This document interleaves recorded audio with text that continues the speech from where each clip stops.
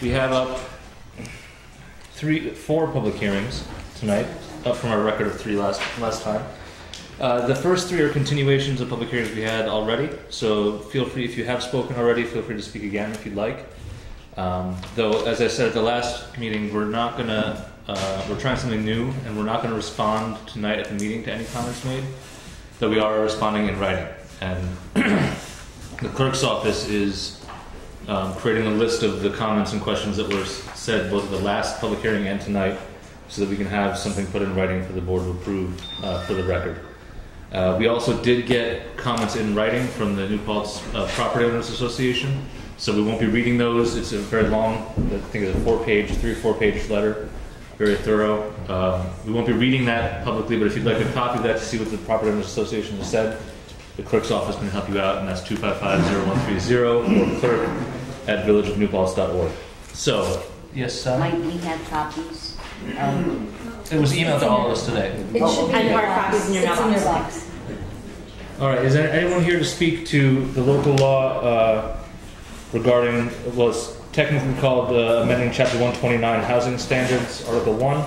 It involves rental property inspections and the manner in which you do that. Anyone here to speak to that issue? Adele, right up front.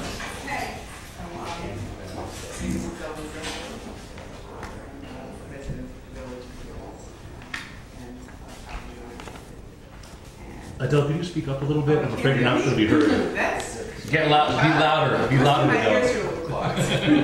Okay, so the proposed village rental law includes rentals that are owner-occupied. Most people don't know that. Most people who have a friend or two living with them in order to pay the bills do not realize that they will now have to register and have their properties inspected. In fact, when I mentioned this to a few people who have friends living with them, they were shocked. It's kind of kept quiet. From what I understand, this was the main reason that a couple of you on the board decided to start this new rental law. Well, that would have been done in 1 or 2 sentences. Something like, owner-occupied rentals will now have to register and be inspected. That would have been good enough. But instead, even though you have all the tools needed to inspect properties and even condemn them, you decided to pass over any kind of due process and require that tenants receive temporary housing if a property is not registered. This is not a normal registration, which would mean filling out a form, paying a fee, and sending it in, then getting an appointment for an inspection.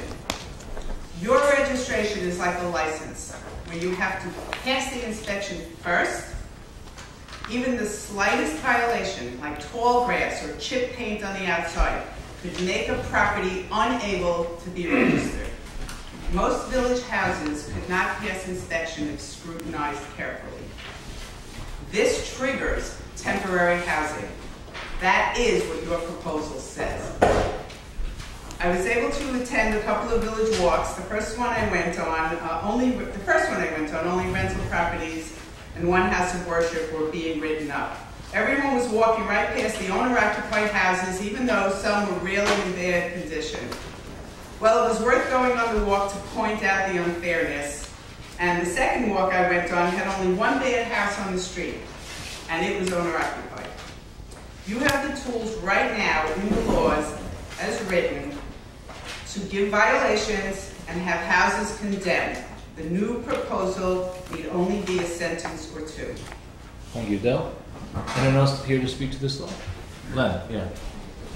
Last meeting when I was here, I spoke about 2 different occasions that had happened that were not the fault of me or the property owner as to what caused the house to be without an essential service for at least 3 or 4 days.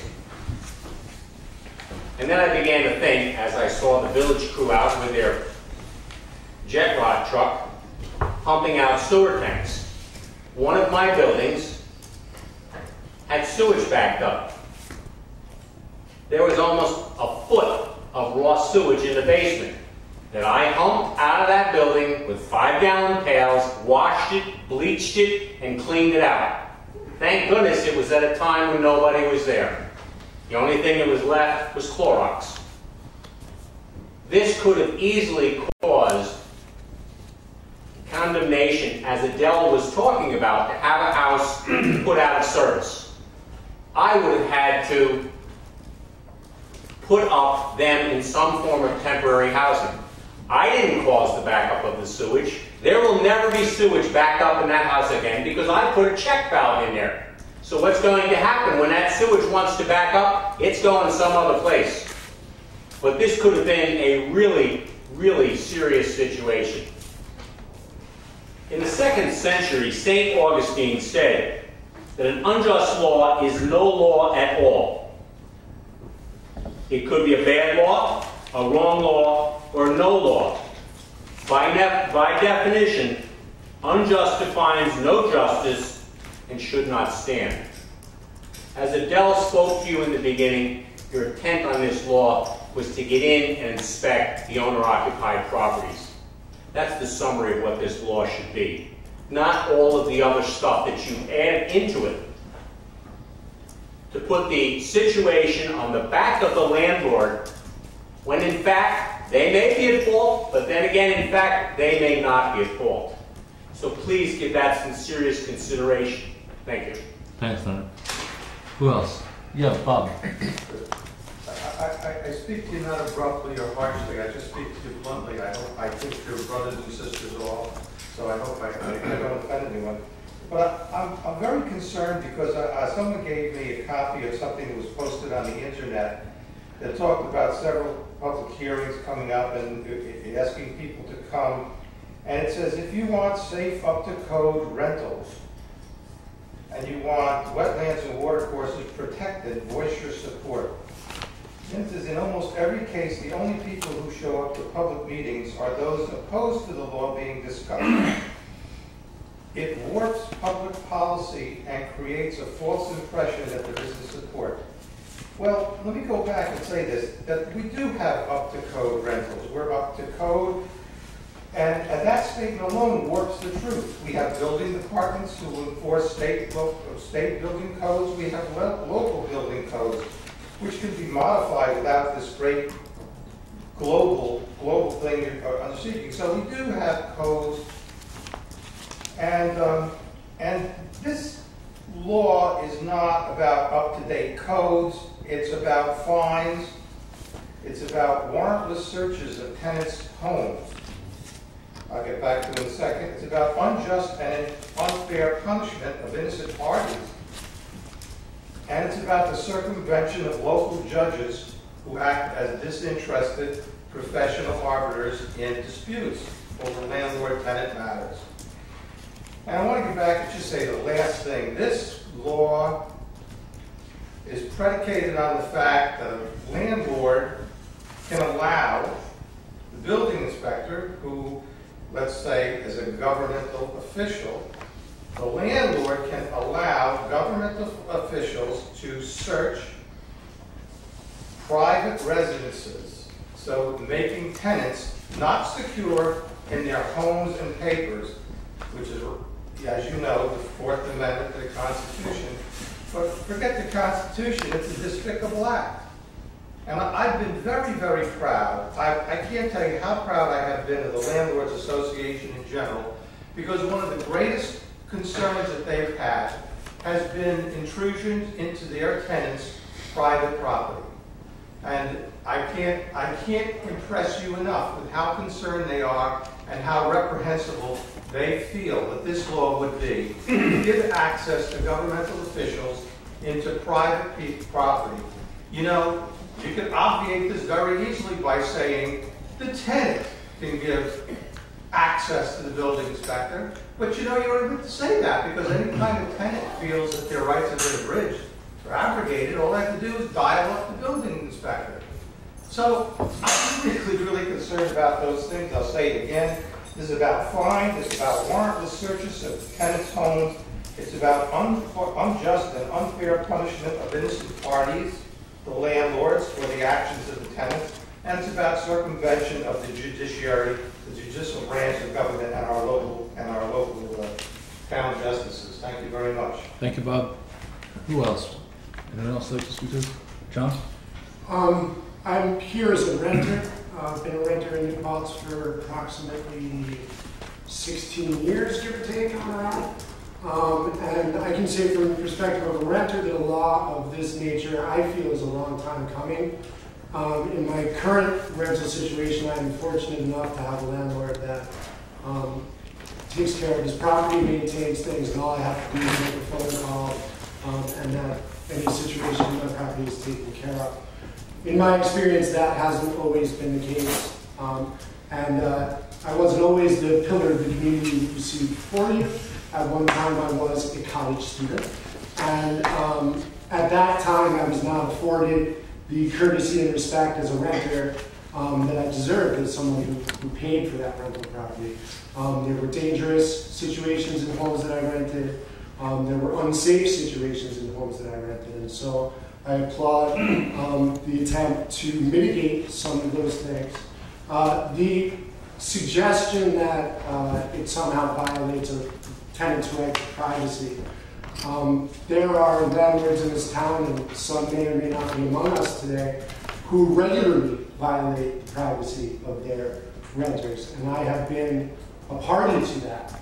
I was awoken as the guest of a renter in New Paltz to a landlord standing over me with the police present, and so it was clear from the police presence there with the landlord that I was assumed of some wrongdoing. I was a guest in that home.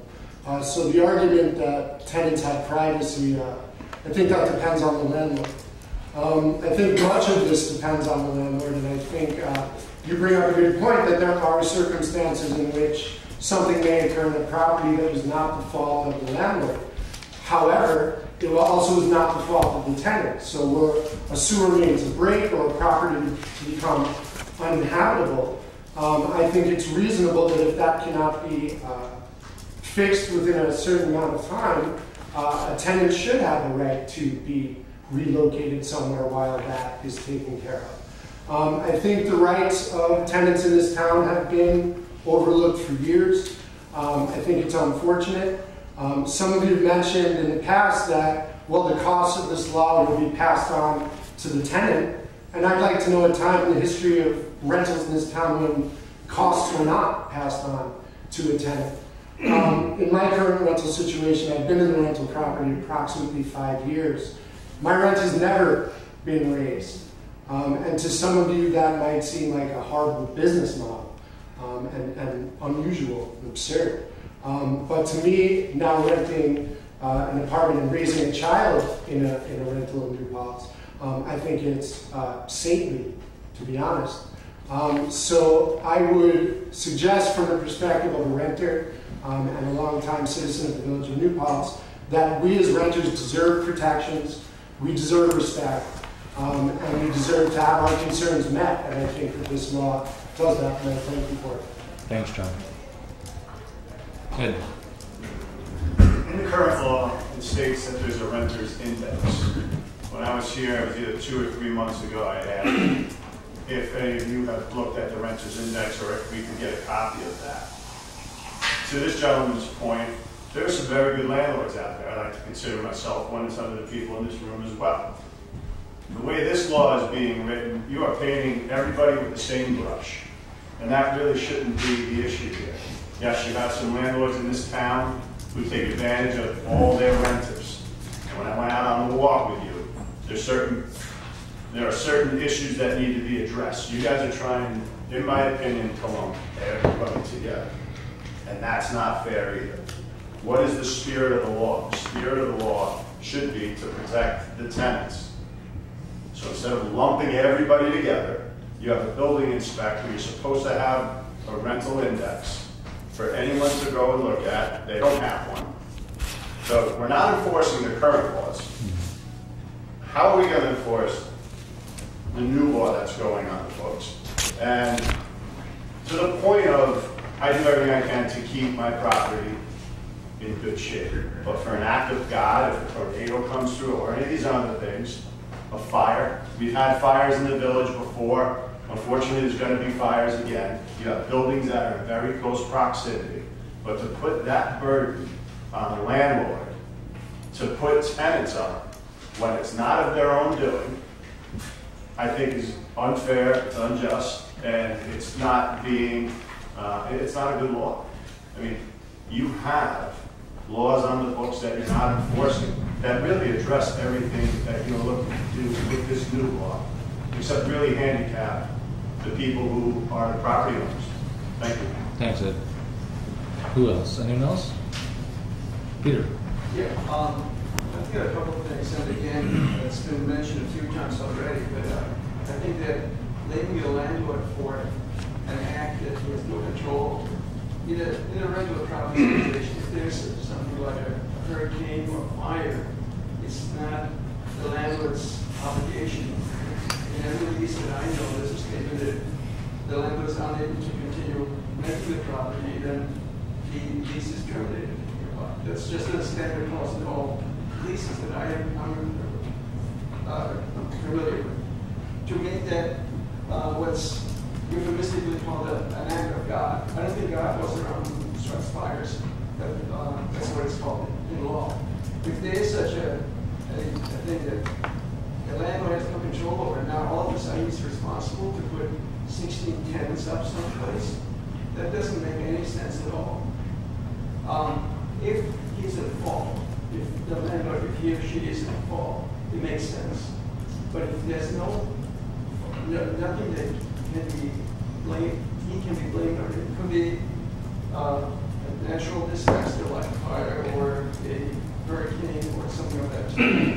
It could be a renter, a tenant, or somebody who's staying with the tenant, and invite you to the tenant, doing something. Going into the kitchen, having a good time, and putting their place on fire. How is the landlord supposed to be responsible for it? That doesn't make any sense under any kind of law we know about. Another thing is just the terminology that you're using. We're calling it a registration. Now, we all know what a registration is. You fill out a form, you give it to the proper authority. You register. You don't need the authority to approve the registration. If the authority has to approve the registration, it's called a license. And I don't care what you call it. It's you can call it shwaguni. It's still a license. If the approving authority has to agree to that, it's not a registration, it's a license. So why not call it a license? And it's very doubtful that they're legally authorized to license commerce in the village. And it would be a nice case to bring to the attention of the Attorney General of the State of New York, Mr. Schneiderman, and I'd be glad to send him a copy of your proposal to see if it meets the basis of legal requirements. So there's serious faults with what you're proposing, and that we should take care of the really serious faults in that proposal. Thank you, Peter. Leonard, I have one quick thing. In regard to what Ed said, in regard to what Peter said, there's a legal term called force majeure, which means that neither party becomes obligated if in fact they have no control, such as a tornado or a hurricane or a stranger crashing into your car because they're drunk and drive and they smashed and knocked out the main timbers of the house. There is nothing in this law that allows the landlord to get out of their obligation when they had nothing and any control. Force, F-O-R-C-E, M-E-J-E-U-R-E, I believe is spelled. M-A-J. M-A-J. So you're familiar with it then? I am. And you're familiar with it. Can I ask you why, if in fact you wrote the law, you didn't see any need to put it in? No, you're not supposed to answer that. Okay. I'll respond in writing. Okay. Yeah. But that's my point. Thanks, Leonard. Okay. Well, is there anyone else who hasn't spoken yet before I start repeaters? All right, Bob? Two comments. One is asking for public support is nice, however, I would hope that the board would consider more the people affected and how much this affects them. And in state law, anytime anybody introduces a bill, it always says on the bottom of the bill, the fiscal consequences of this bill are, and they have to list what those consequences are. And so I hope that practice will carry over here. And the second thing is, this thing about providing alternate housing, et cetera, if you provide alternate housing, that doesn't mean that the rent stops. If Joe landlord has a place that he has to provide, that rent still has to go on. So that's number one. Number two, and most important, is that these remedies already exist in the local justice court. People can go in and bring an action against the judge in small claims court, in landlord-tenant court, which is ease of access is incredible. They can just walk in and tell the judge, I want to sue my landlord, and there you go. And he can ask for the judge, again, an impartial, professional arbiter of these disputes, rather than relying on the administrative function of the town. And I think it's really good. If you're going to bring the complaint, you shouldn't be assessing the punishment. And I think that's really significant. And I really think it ought to just dead end that whole issue immediately. You can't be the judge and the jury. Thank you, Bob. Anyone else to discuss this law?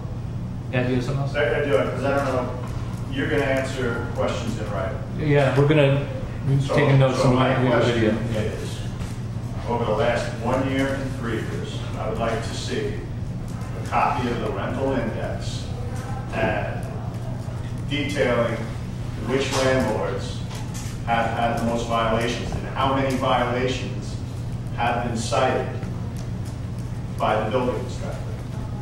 Because I want to see really what is the impetus for this. Is there a large problem, or is it confined to a few select people where you have laws on the books that can address that? So I would like that in 1 and 3 years. Sure. I'd like to ask a question of clarification. That's fine, please. Ed, you said there that you have gone in and asked to see the rental index, and there is none. No, I want to see a specific property. I can. You have not gone in and looked. I've asked for a rental index. I said, on which property? I said, there's supposed to be a rental index. There isn't. Question and clarification. You said in the beginning of your remarks that there was on the village Facebook page? I'm not sure. No, it was something I wrote on. It was something I wrote on the New Paltz Facebook group. Oh, okay. Yeah. That clarifies it. All right. I just didn't want anybody to think that the clerk had put. No, I wrote it. Okay, Yeah. that's fine. Any last comments? All right, John, please. If we're just to clarify some things that John said, that a law should take into consideration the people that it affects. The law takes into consideration the people that it affects, and it takes into consideration the renter. And I think that that's a group that has been long overlooked, and I think it's due time that those people do have laws to protect them. Above and beyond the laws that exist that have been unsuccessful in preventing the things that brought us to this point. And also you mentioned being able to go to small claims court is nice for the person that's not a college student, that's not a parent, that's not working 2 jobs. I don't know when I would walk into small claims court. It's not possible for me to do that. So again, we're looking at a law that's meant to protect renters. And to the gentleman here, is there a persistent problem? I can assure you that there is. And I would assume that some landlords are greater violators than others. It would be interesting to see the specifics on that. But I can assure you, having lived in the town as a renter for 16 years, it is a persistent problem of dangerous conditions, landlords who are acting improperly, which I don't think this law necessarily addresses, but landlords barging into homes, landlords soliciting their tenants for marijuana. There's some strange things going on there. And I've seen them. Carbon monoxide scares, stairs that are broken and collapse when you walk on them, mold. I've seen it all. So there is a persistent problem, I can assure you, and I think this law is looking out for the tenant for once. All right, Jonathan, and then that's I believe that's it. Let me get up here. Gee, first of all, I just want to say maybe you should change the rules about answering. Answering when public comment is. Not tonight. The only reason why I mentioned it is because somebody last meeting got so upset and they came to me and they were very upset after that meeting, so maybe that might prevent that. But the thing is this, the laws that we presently have on the books, they're put that way because they respect the judicial. Now, I understand that you didn't have time to go to court, but unfortunately, court is court. If you have work, you have to take off work and go to court. If you have children, you have to be, when you're called to, you want someone to go to court, you must go to court. We have a wonderful building inspector that's not working here any further. She's now working in Ulster County as a building inspector. She said there was only one problem that she had in the how many years that she was working here doing inspecting, that the rentals were in absolutely fabulous condition. I don't know who you rented from or what had happened, but to bring up issues that had happened in the past and that person that had the issue had not availed themselves of our court system is not something for you to bring up at this meeting, because you are just making accusations, and accusations can fly anywhere. It's not fair, it's not proper. I understand that you are a renter and you're upset because you have had some difficult situations, but those situations you had the availability to remedy. Okay? You had availability. We have a trained judge that specifically goes to classes and trains themselves to mediate these situations. Because remember, you speak as if it's only a one-way street. But my friend, the way this country works, it's a two-way street. I write checks, Tom. There's a excuse me, I'm speaking. It's a two-way street. Jonathan, which means could that you address us? I will. It has to be Just both. speak in the abstract rather than right at people. Thank you. You have to appreciate there are two sides of the story. And again, that's the reason why the legislature does not act as the judicial. That's why there's a court system.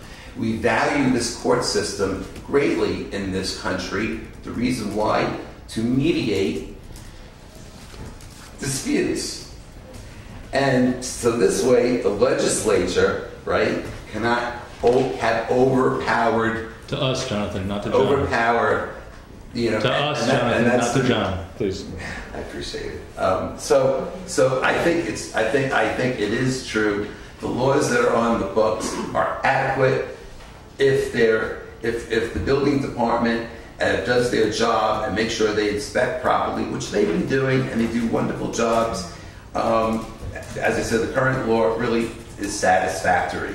This new law, I understand some people want aggressive and abusive powers over property owners, but as I say, everybody wants power or extra power, but you can't have it in this country. That's why we have our judicial system. And if you don't have time for the judicial system, really, unfortunately, that's your problem. Now, I'll say one more thing, and then I'm going to sit down. I had somebody that rented an apartment from me last August. They gave me a check. They paid the first month's rent. They called me up 3 weeks later. Oh, we can't fit our furniture in the room.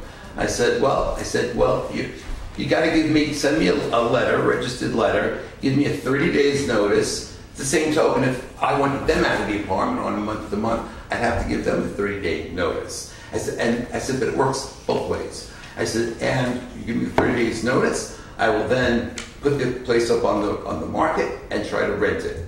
I said, well, so I get a summons to go to court. A year later, I just came to see Judge Katz, and I'm not going to tell you what the decision was, but I'm very happy. But we both stood. We both gave the Judge Katz our case. He listened to both of us, and with an educated law mind, he made a decision. And I think that's the proper place for these disputes to be, and not in the hands of the legislature. And I appreciate your time. Thank you, Jonathan. Any last comments? Yes, Adele, last I comments. just want to address this. John just got up to say that he was speaking to a gentleman that was sitting here. You interrupted him 2 or 3 times to speak to you. And this nice gentleman, when he spoke, he turned around and spoke to the landlords the entire time, and no one said anything. This You're is right, a I problem. apologize. This is a problem. Any last comments? That's one. Yeah, and well then Amy, because she hasn't spoken yet. No, Ed first, go ahead. My niece goes to college here. She rented a house with 8 other girls. And to this gentleman's point, no screens on the windows, no locks on the windows, mold in the basement. All right? My sister came up, she was in tears. I went over, I called the building inspector on behalf of my niece. There's a lot of tenants who don't know what the procedure is if they have a landlord-tenant issue. Now let's go back to, you have laws on the books now that address all of these issues. No reason to be changing them. But this gentleman is now, has experienced it for 16 years. And again, there are good landlords, there are poor landlords. Address the landlords who are in violation. And my suggestion back when people are delinquent on their taxes, guess what? There's a notice in the paper. When you have repeat offenders who are landlords, put a notice in the paper. Violations, violations. I can guarantee you one thing. A lot of us have our reputations, have our name. Don't want to see that public. So maybe the people who are the constant violators will know. And then that would help the people who are looking to rent to know who to stay away from. I mean, that's really what you need to do. Because the people who I just rented to went to 4 different places. And they said, I don't know who to rent from. I said, go to the village building inspector. Tell them who you're looking to rent from, and if they have any insight to the properties. Educate the people. Educate the renters. The laws on the books are sufficient as they are currently written. Thanks, Ed. Amy, I think you're the last one. You know, I think that's a great point. I think that a lot of people in the village, both tenants and landlords, not all of them, but many, could probably use an education. People don't know where to go. People don't know where to find out what's okay, what's not okay, what's acceptable, what's not acceptable. I talked before to a few of you about setting up a panel of landlords, not necessarily like a tenant-landlord panel like you had before, but a place where a landlord could go and get some help from some other landlords. Some landlords are more experienced. Some landlords are better at communication with their tenants. They seem to get the garbage out. They seem to get the place under control. They seem to get paid their rent on time. And it seems like maybe some of the better landlords that are community people that are willing to donate some of their time could be helping those that are a little weaker with those skills. And that is the type of work that I would like to see going on in this village. I like to see us solving our problems together. The tenant doesn't know what they're supposed to be finding in an apartment. I wish there was somewhere where they could go, or that they knew that they could go, where they could talk to some people and find out what is acceptable and what is not acceptable. And that's really, and I have a lot of problems with the law, but it seems like everybody really has a lot of ideas, and I agree with a lot of them, so I'm not going to bore everybody with that. But what I am going to say, you guys were away on vacation last week, but I did go to the joint village town board meeting, and I went there because I was really upset about something. And I just want to say, I think it's terrific that you left all 3 of these public hearings open, because a lot of people were away. And I know the idea behind leaving them open was so more people could find out about it, and so that it would have a little more time to get some more people talking. But I gotta be honest, I watched the cable access, and the public hearing from last month was shown once. I have the schedules, I could show them to you. I showed them to both boards last week. I asked a question last week, and I'm still waiting for an answer. And my question was, who is making the cable access schedule? And why is Don Kerr's show on every single day at 6 and at 7:30? Town board's meetings being played at 1 a.m. And village board meetings not being played at all. No. Excuse me. Excuse me. So I found that really troubling. I feel like you kind of went out on a limb to leave this open so that more people could educate themselves. And as I walk around the village all day long, talking to people, it seems like nobody really knows. I know some people that have tenants in their own homes. They've never heard of this. The newspaper said very little about it. The big page was on the chicken law with about this much on the wetlands and really maybe a sentence, maybe if that, on the rental thing. And I just think that our public really has the right to know before we change 3 laws. I mean, it's not every day you change a law. I mean, we have the state laws. It's not the Wild West. Everything really is okay. And we just all have a lot of work to do. And I'd like to see us working a lot harder together. And I think we have a lot of other things to work on that don't really seem to be happening. We have a playground that's turning derelict. We have an infrastructure that is crumbling. We have sidewalks that are in disrepair, people tripping and hurting themselves. We have many senior safety and child safety issues going on in the village. So if we do care, and that seems to be some people's premise behind making these laws, let's really care, and let's take care of our village. Thank you. Thank you, Amy. Last chance. We got 3 more of these to go. Peter, please. I'd just like to add a little bit to what has been proposed, namely a public listing of landlords who are not in compliance. That's a good idea. I'd also like to see a list of tenants who are not in compliance, public list of those, to warn the landlords to stay away from those guys. So that's what I'm saying. Thank you, Peter. Yes, please. I know Kingston has a website, I don't recall the name of bad tenants. Yeah. I mean, in the age of electronic technology, both these things are trivial. Not for the government to generate, but just, we don't like Yelp. I mean, is this a good candidate? We could score each other. Restaurant. We could score each other. Whatever. And you can, like all those, take it with a big grain of salt. They have laws now. All right, folks. The landlords from the tenant. Jonathan, we're going to wrap this one up. Any last comments about the content of the law? All right. But Adele, will you give the clerk a copy of your statement? I actually have it already. She has All right, it. Okay, great. So last one. Yeah. Please. So most leases are 1 year. And I'm going back to my niece. And I think this is what a lot of people have gone through. So lease is up May 31st. Renters are coming in basically June 1st. So landlord's got 1 day. He's renting out to these people. They're typically signing a lease 2, 3, or 4 months in advance.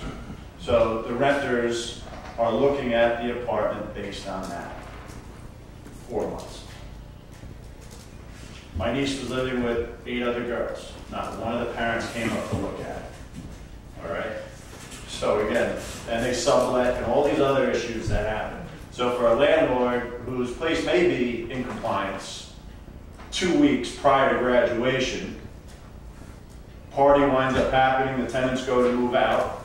We already have new leases signed for the new tenants to come in, and the place gets trashed. Going back to us having to wind up finding alternate housing and us paying the dime for this. But again, I just want to go back to say, it doesn't seem right. It doesn't seem fair. If you're speaking for the 3rd time, I think probably we've heard what you had to say. John, we've heard everybody about this for about a year and a half. I gotta say one more thing. Can you put it in writing to us? It's very simple. All right, very quick. We've only spoken twice so far. No, once. Once, all right. I tried this twice. I was a member on the Landlord-Tenant Commission for approximately 2 years. And I had given at the commission, I thought, a great idea. In fact, I received a call from Terry Dungan a few months ago. He says, he goes, I just want to let you know, you had a very good idea. I don't know why anybody didn't really, go for it. And a very simple idea is, when you go to a hotel and on the back of the front door, when you walk in, it tells you the rates and the rules and the regulations and everything. And I said, boy, wouldn't it be a great idea if we had 2 plaques on the back of each tenant's door where they live. And one says landlord's responsibilities, and the other one says tenant's responsibilities. This way it's spelled out in large lettering, so there's no doubt for the tenant or the landlord what they have to do to, keep everything right. That's a good idea. I thought it was great, and I Well, thank appreciate you, the John. time. Thank you. I'm going to move to close the hearing. I'll second that. I'll go just there. Can I just say one last thing?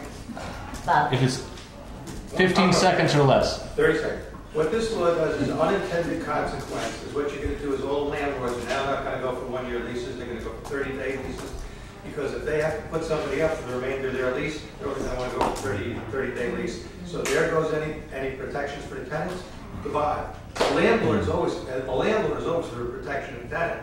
And what you're going to do is you're forcing every landlord to say, I'm not going to give you more than a 30-day lease. I'll give you a memorandum. We can renew it every 30 days. That's how it is. And for the summer period, well, I'm sorry, but your rent just went up. So this is very consequential for tenants, and it's very consequential for landlords, but the landlords are not going to stand for it. They're going to go to a 30-day lease and goodbye lease protections for tenants. Thank you. Thank you. Very good sense. 110 seconds. Thanks.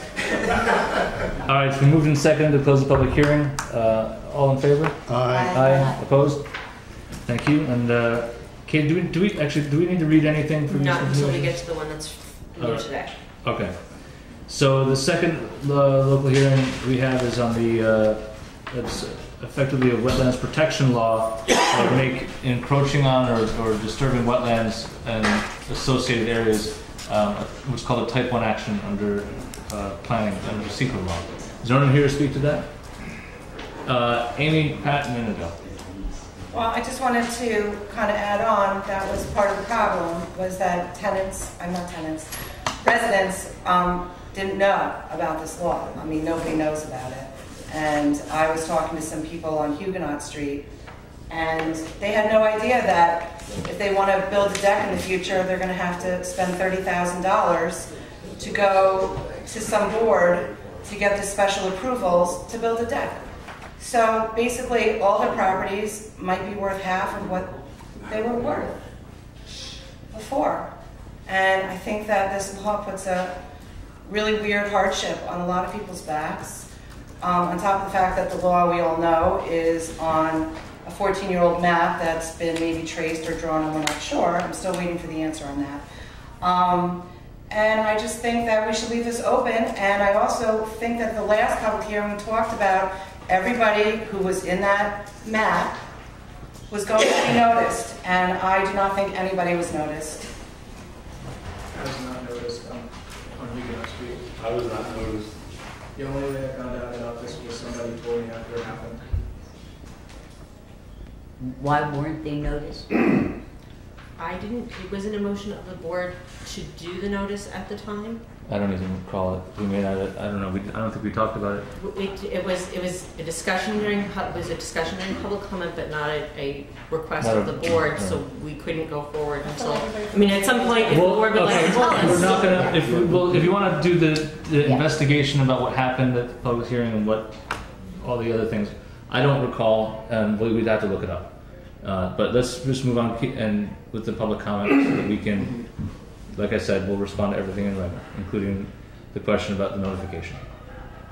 Patrick, I think you were up. Yes. Patrick O'Donnell. I live here in the village on Huguenot Street, and I was a village board member back 2009, 2010. And I was surprised to hear about this proposed law because I only heard about it through a friend. And certainly, I still haven't heard about it in any way other than that. I plan to come here tonight to discuss this, or at least to put out my position on it. And since I came here, I learned that the letter that I wrote into the New Paltz Times was put on Facebook. I'm not on Facebook, surprising, yes. But I'm on it. And apparently there were replies to it, and I didn't have the opportunity to respond. So I'd like to weave that into what I was going to say here tonight. And one of the responses was from Mayor West, not to single you out, you're here. And I'm honored that you took the time to respond. Not thoroughly enough, I fear, but something.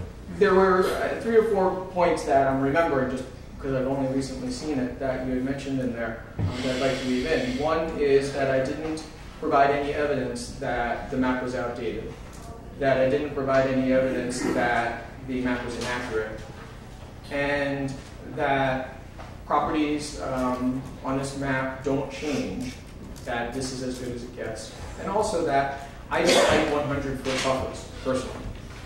The last one was kind of funny. I've never had a discussion like that with anybody, but just since it's out there apparently on Facebook, and Facebook is gospel at this point, I love 100-foot buffers. They're great. 100-foot buffers for wetlands are what we need. I'm completely in favor of that. But here's the thing. I'm in favor of 100-foot buffers for wetlands that are accurate. And that's really what I'm here to talk about tonight. This map, this is the third time this map has come up that I'm aware of. The map was requested, commissioned back during Mayor West's first administration, and at that time it was specifically geared toward establishing wetlands in the village.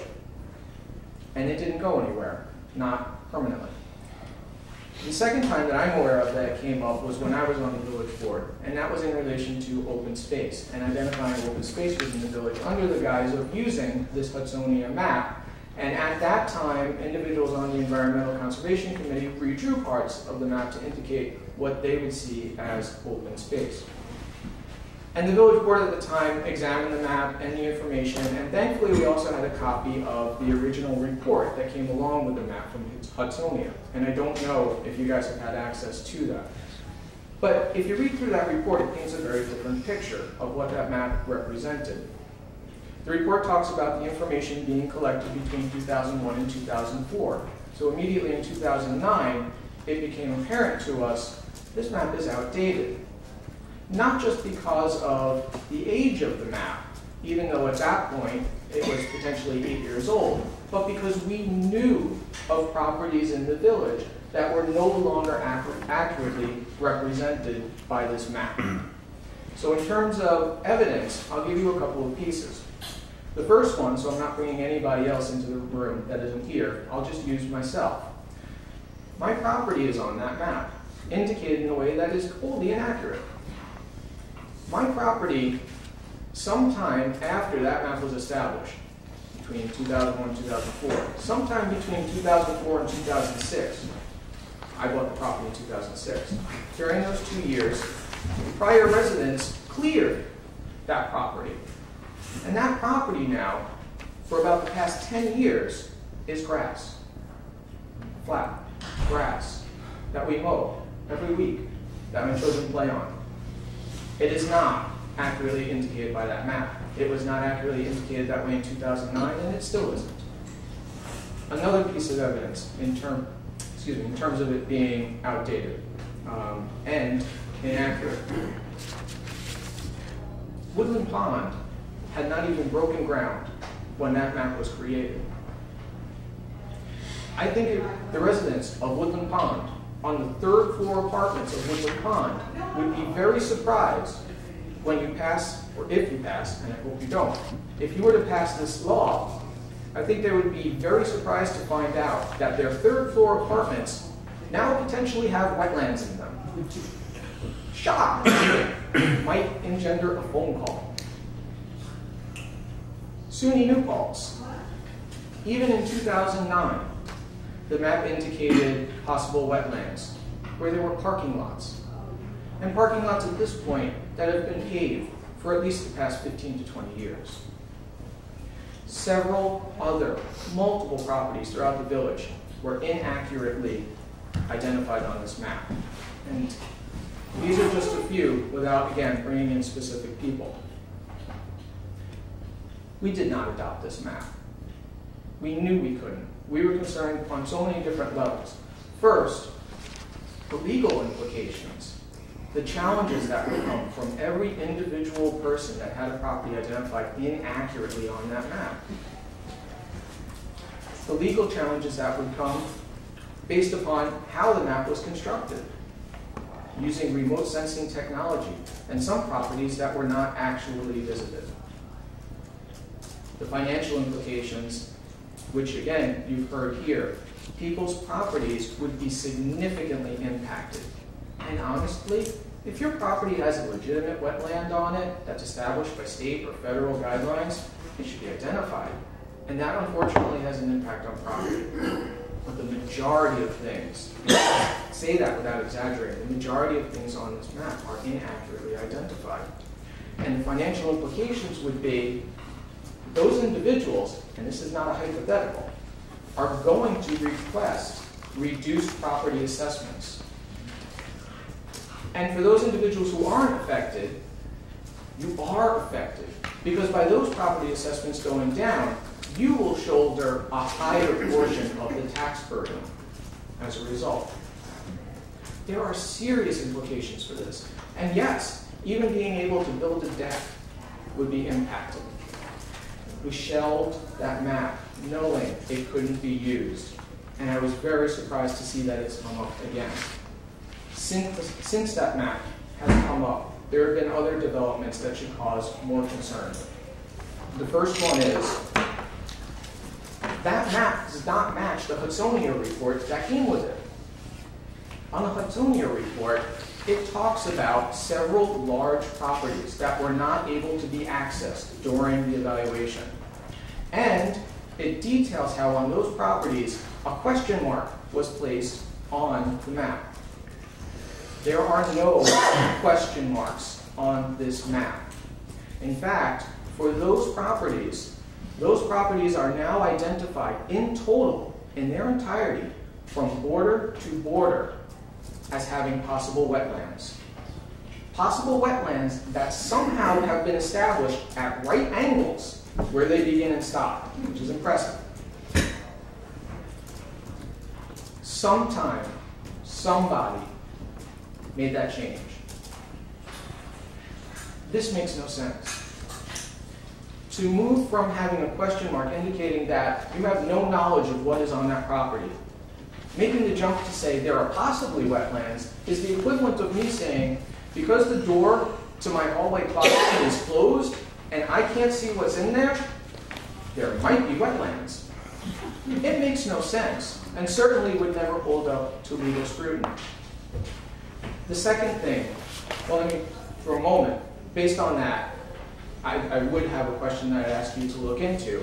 I encourage you, find out who changed that, why they changed it, and under what authority properties that were never accessed and a question mark was established on the map have now been identified as having possible wetlands in their entirety.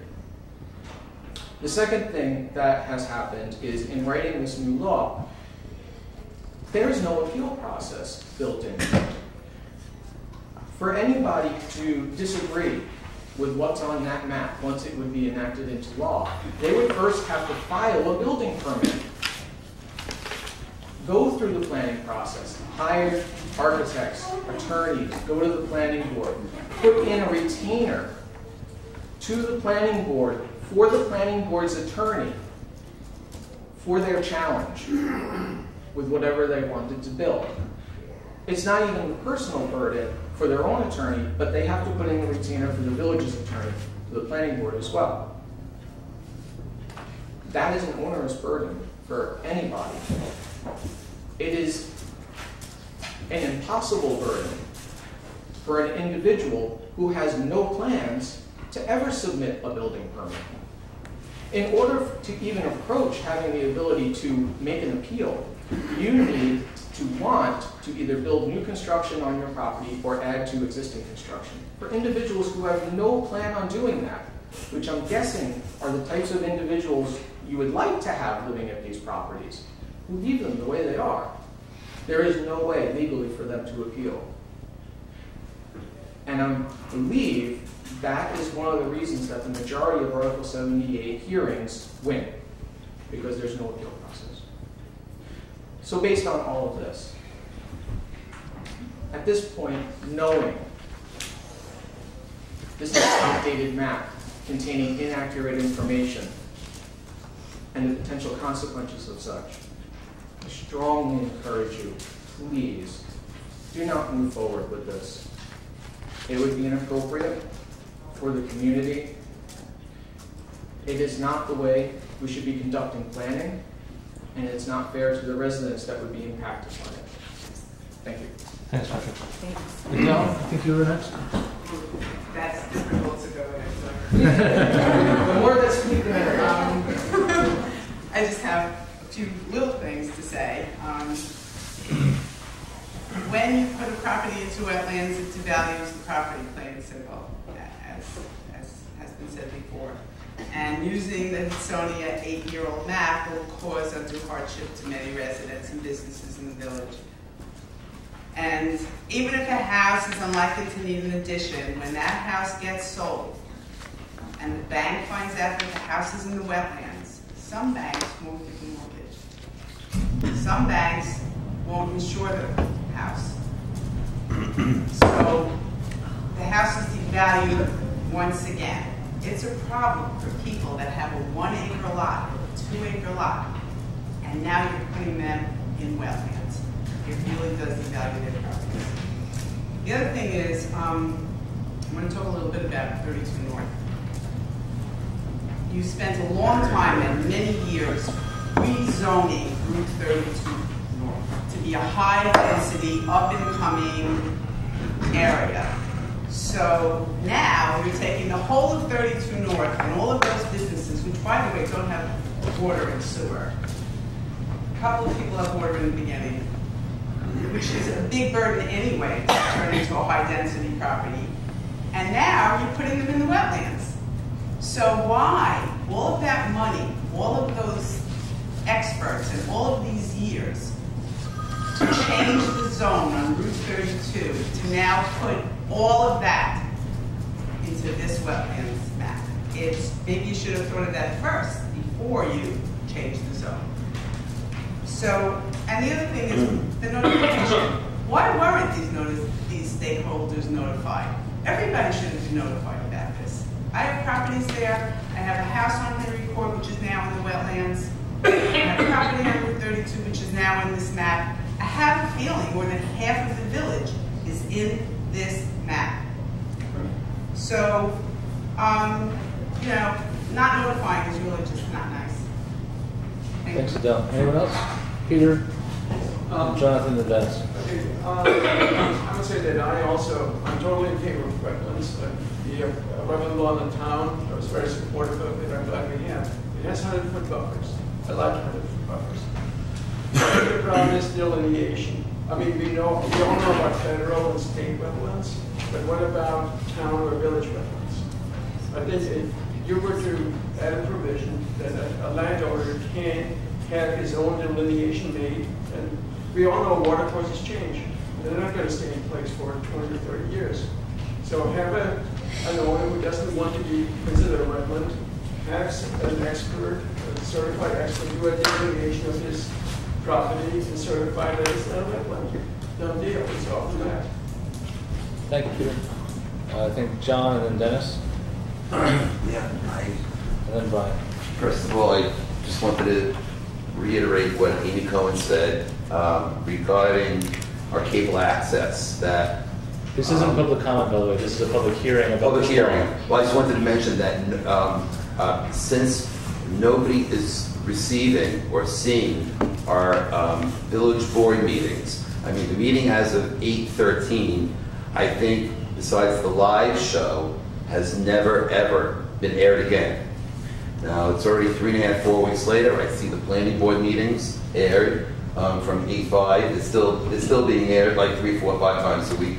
But interestingly enough, the village board meeting, so it makes a lot of residents feel that somebody is trying to stifle these meetings and communication to the public. Otherwise, why would Bob Fagan from USIA Videos not run the village board meetings? It's all part of transparency. Getting to the wetlands law. So I would say it's not fair that nobody is being told about. Okay, there's no communication. Second of all, people that live on Huguenot Street, I know that most homes, when you only have when you are on septic, there's an auxiliary septic site. God forbid your septic field goes bad. What are those homes? I gotta talk to you. What are those homes going to do? Now, there's a wetlands law, and their septic fails, and now they've got to use the auxiliary septic, but it's wetlands. So what do? We're going to tell these people they don't have a home anymore, or they have to put up some sort of a situation where it's going to cost them a huge amount of money to put above ground septic or whatever is available, but it's going to put a huge distress on most residents, especially in that case scenario. So just to reiterate what I said in meetings before, these laws that you're trying to put into or legislate, there are so many ramifications. There are so many ways that they will affect each and every homeowner that to go forward with this is a little bit blind, and because you're not really knowledgeable to how it's going to affect all the residents, it's really not the right thing to do to pass this law. Thank you. Thank you, Jonathan. Dennis, then Brian. I'm new to this, coming into this whole thing, because I didn't get background on it until we read that meeting was today about this. And I guess I'm going to act a little self-serving. I have tributary 13 running through my property, as you know. Okay. The course of the stream changed a little bit. Every time it fast floods through there, it eats up a little bit of my ground a little bit more, because what started with pools of water that were this deep are now this deep, okay, from Irene, okay, filling it in. And every time it rains, any more development any place else, it keeps filling in more and more. So I have shallower and shallower stream. Okay, right now it's a trickle, but get a good rainstorm and it's coming up. I'm in a 100-year flood. I need this on top of it. Okay, this is a B3 zone. I thought that, as Adele was talking about, you guys encouraged us to do a B3 right from your first administration. Okay, we had all those meetings, and now that's down, and it's crap. Okay, because now I've got wetlands on top of it. What am I going to do with my property? I've got 1.2 acres in the village that I'm paying village taxes on. Okay, it's going to wipe out the taxes, because I'm going to apply for tax rebate as much as possible, just like any other homeowner. Okay, would do the same. What's going to happen to my property? That's an answer, a question I'm looking for, an answer. All right? I'm screwed. And we'll answer it right I can't build. I can't move closer to the road. The ideal was that we did, what was it, 4 or 6 years ago, whatever it was, that we had all that planning. Okay, nothing came to fruition. Now we have a B3 zone. That law was passed. I'm sorry. B3 zone was passed. Yeah. What good is it going to be if I can't build it? I'm sorry, I should have responded. I knew you comment. All right, but that leaves me holding 1.2 acres in the village. It's worthless. Okay, which I know that when Mike tried to buy a piece of my property to extend the MTA lot next door, okay, my property goes right up to that. Okay, the village engineer came back and said, okay, you can only do this, you can only do that, and he mapped it out. So there was a building spot on the other side, but if it's wetlands, I'm done. How do I access it? How do I do anything else? How do I make that property, worth anything in the future? I've been there since 1999, okay? Paying village taxes, paying everything else. Now, I'm pissed off, okay, that this law is on the books that you guys want to do, because you're dealing with a map that's 2006. Irene already changed that, okay? Irene came in and changed the flow, okay, changed some of that. So the wetlands on top of it, can't even sell their property now, if that's the case. Thank you, Dennis. Sorry, I can't see anything. Get the gentleman's name so we can respond. Dennis Anastas. Oh. Dennis Anastas. Anastis. I'm familiar. Brian, your name? Yeah, I'm Brian Riddell. I'm property owner, 173 Huguenot Street. Since 1985. Brian, yeah. What's that? The camera's over behind you. Oh, okay. Didn't realize. Just so your back wasn't to the camera. Yeah, That's cool. Brian. That's cool. So, as a property owner there in Huguenot Street since 1985, I have to tell you I've weathered a number of different storms, 3 major hurricanes, floods, the annual floods, and never has any water come within 100 feet of my property line. So if the 100 feet buffer is what this law is about, are we extending the buffer? I'm not sure. Again, I come to this in much more ignorantly than I would like to, having heard nothing about it. And again, with the failure to be notified to me is immediate grounds to suspend and discontinue any further action on the law. And I state that adamantly, and I believe, in all fairness, you have to look at that as a reason to just put a halt on the current activity of the board. The idea that all property on Huguenot Street becomes wetlands is really ludicrous. The only time it's become a wetland most recently is when the volunteer fire department screwed around with the hydrants and created a water hammer in the pipes that broke it in 2 different places, and we had floods on both ends of Huguenot Street. So, I mean, that's the only time I've seen my property become anything close to a wetland. So I am vehemently opposed to this proposal, and believe that, again, the failure to notify, to me, is just arrogant and perhaps unlawful, and I will check into that. Thank you. Thank you, Brian. Anyone who hasn't spoken yet first? Mayor? Hi, my name is Miriam Strauss, and I concur with what Brian said about failure to notify as being a huge issue. However, I also want to address some of the other points that people have raised. Federal and state maps are not sufficient, both because of the scale of the mapping and the roughness of the scale and the inaccuracy. And I say this as someone who worked for the county Department of the Environment for a number of years and worked in stormwater mapping, and also participated actively, not in the towns, but in another communities biodiversity assessment that was with the Hudsonia process. That my understanding is that's the same process that was used here. I mean, and the technology has evolved since Hudsonia was doing that work with lay groups, such as the one I was in, and there's much more sophisticated stuff. There's LiDAR. There are types of remote sensing maps that are more accurate, and I believe recently they've digitized the soil maps. But again, the soil maps, the grain of those, the accuracy, are all things that have to be field verified. That's exactly what the Hudsonia study was all about. And you go out whatever, you can have different types of species of plants growing. If you find the appropriate number and density of plants that can only grow in a wetland, and you find wetland soils, there are multiple indicators. So you don't go into this casually. You don't say, oh, there's a fern, or there's a swamp maple. You don't see, and you don't look at some plant that might grow in a wetland, might not grow in a wetland. So there are ways to do this. I am not a skilled wetland delineator, but Spider Barber is.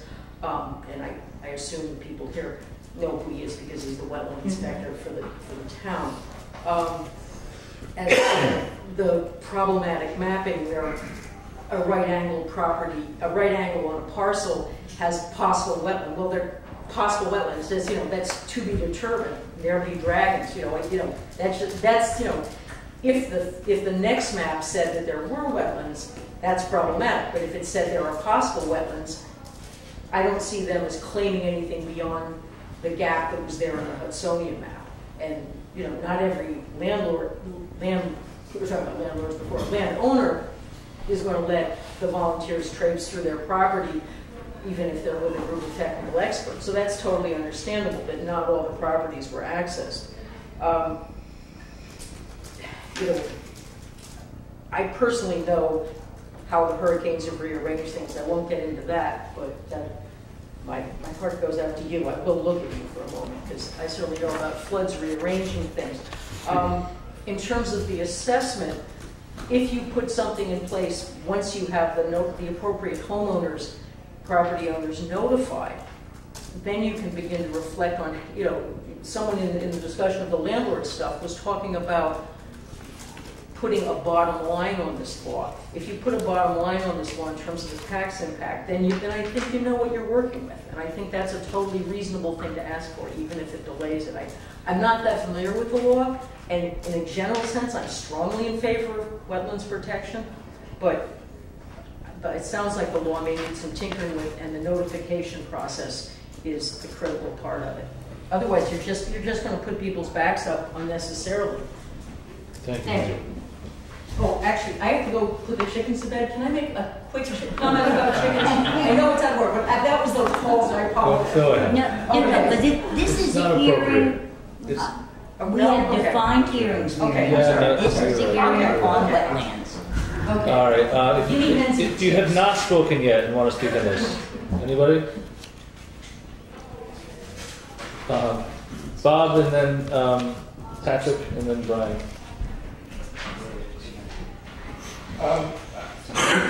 This is an interesting law because not only is it a wetland law, it's really a phase 1 law making all these properties compliant to phase 1 under seeker.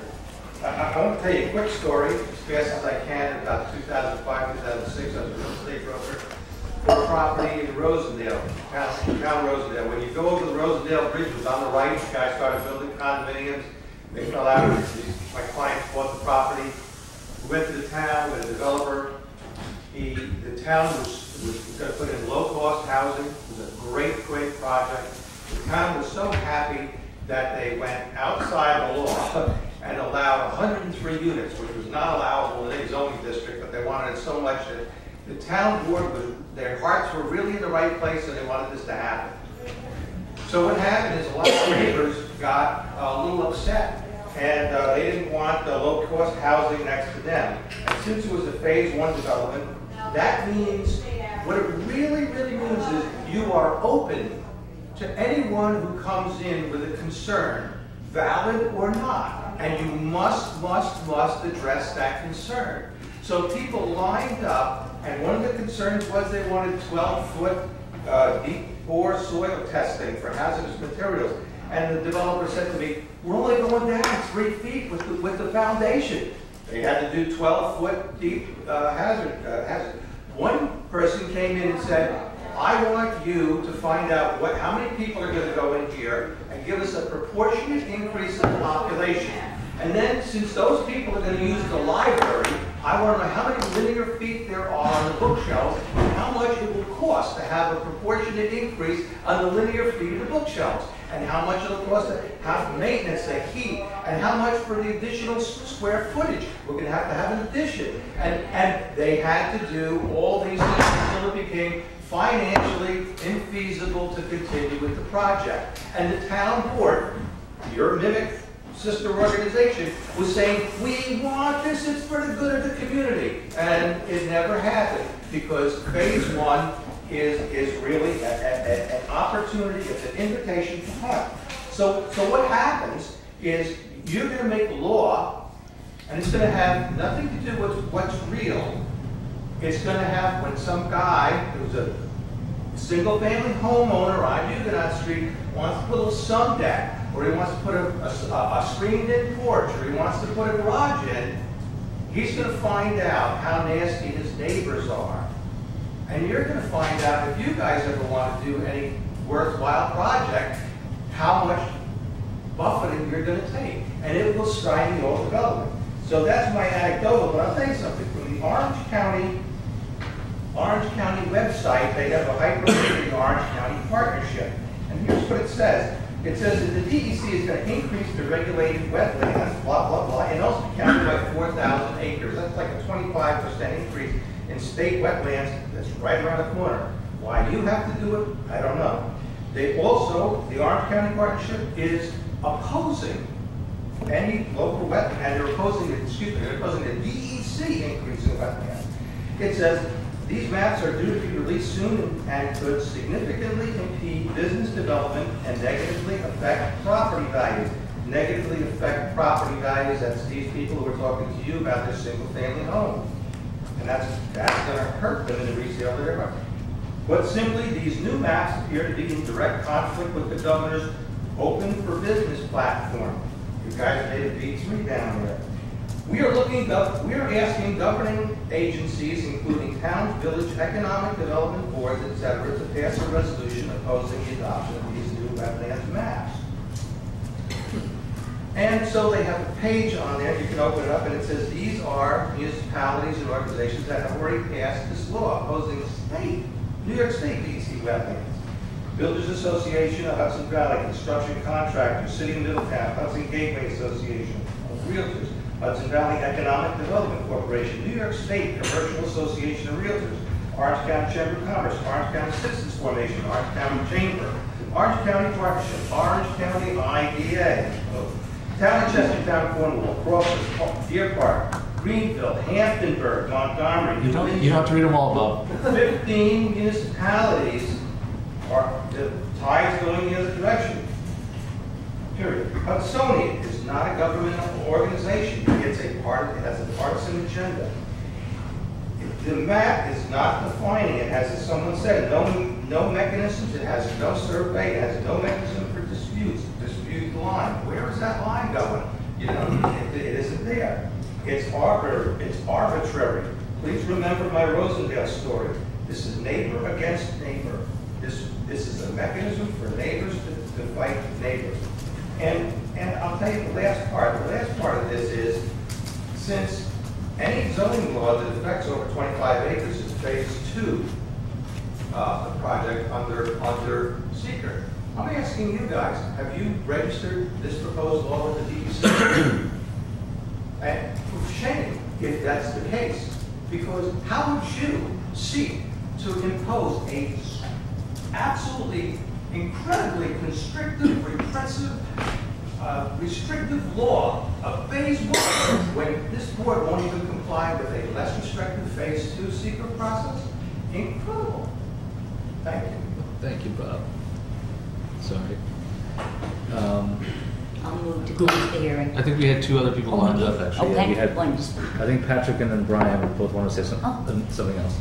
Yes, I just wanted to provide some additional information based on what people have shared after me.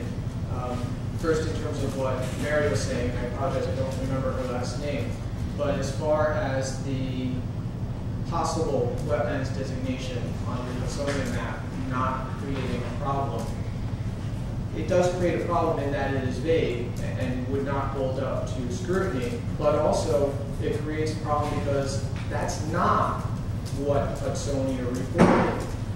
The Hudsonia report does not list possible wetlands. It put question marks. You guys have got to find out who wrote possible wetlands on that map, because that is potentially a critical failure of all of this, not of you, but of this process. The second critical failure is the notifications to folks. Potential third critical failure, the DEC not being involved in potentially the wrong level of designation.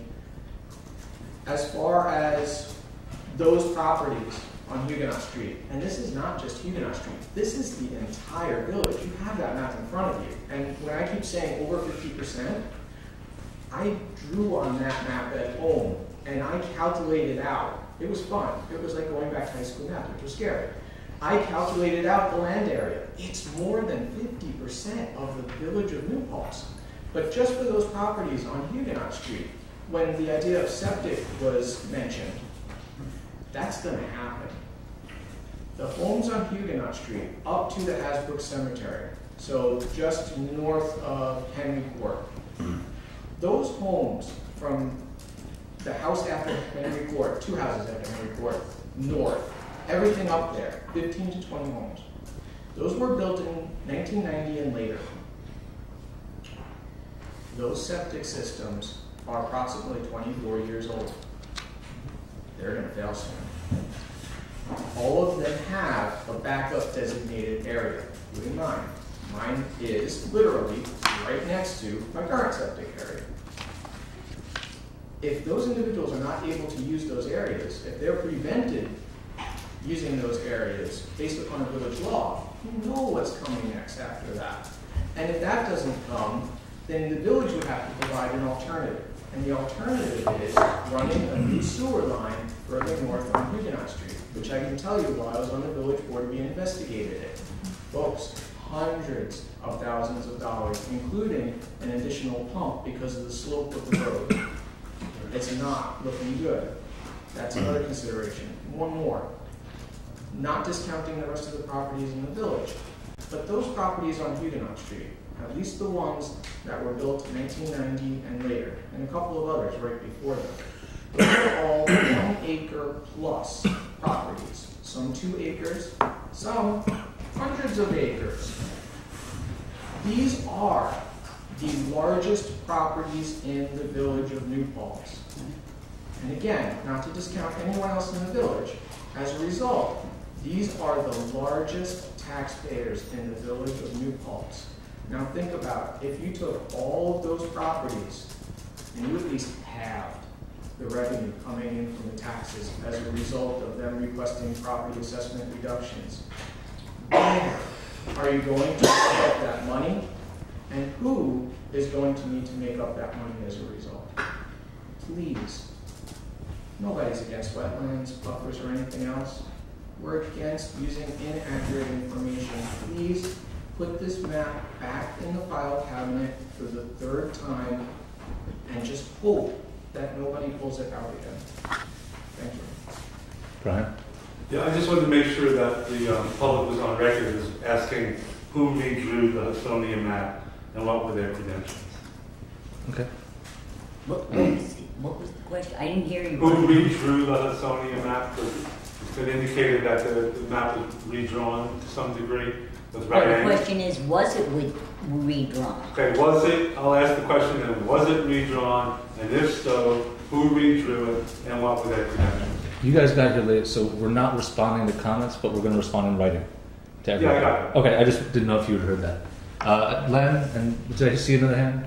Okay. I have a property in the town of New Paltz that the septic system failed. So I had to relocate the septic system in the designated area. So the Board of Health came in 92 feet from the wellhead. You know what that meant? It meant that I couldn't put it there unless I re-drilled the well. That was $3,000 later, I re-drilled the well.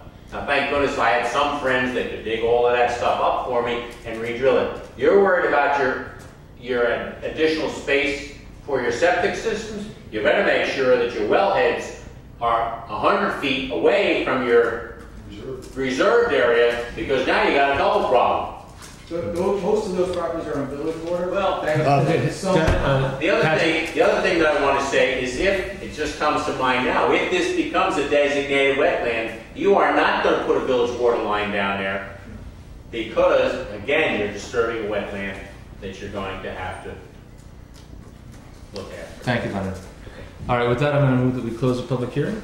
Second. All in favor? Aye. The third public hearing out of 4 tonight is with respect to the local law that we passed last year allowing chickens in the village. This law revision would simply make the requirements the same as you would for any accessory use. The same setback. If it meets all the requirements for setbacks and things like that, you can keep the chickens with the other requirements in the law, et cetera, et cetera, et cetera. Is there anyone here to speak to this law? I should have known, Anne. She wanted to speak to it. Yeah, we're running a little bit late. It's up to you how long these public hearings last. So, Anne, please. I just want to go over some of the responses that I got from towns that had passed chicken laws. And the common thread throughout was trash, garbage, noise, smells, escaped chickens that chewed up the neighbor's property yards. And, you know, in Pinellas County, I spoke to the code enforcement officer who said that it was a very bad idea to pass the chicken law. Everyone always laughs about chickens, or maybe my description, but chickens are little beings that, you know, have families and affiliations and a little heartbeat, and yes, I am concerned about the chickens as well.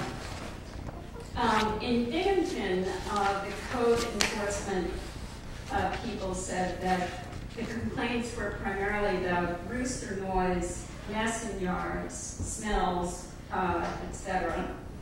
And although roosters are not allowed, it's very hard to eliminate roosters from the mix of the chicks that come in chickens. So in Saratoga Springs, they had sanitary codes that had to be enforced. Smells. The code officer said that people said sue me, but he said suing was just too expensive, so they had to tolerate it. In Brooklyn, I couldn't get a hold of the code enforcement people, and the police said, chickens? What chickens? This is Brooklyn. They didn't even know they had a chicken law, which speaks to the fact that, you know, neighbors are not notified and the public's not notified about these laws.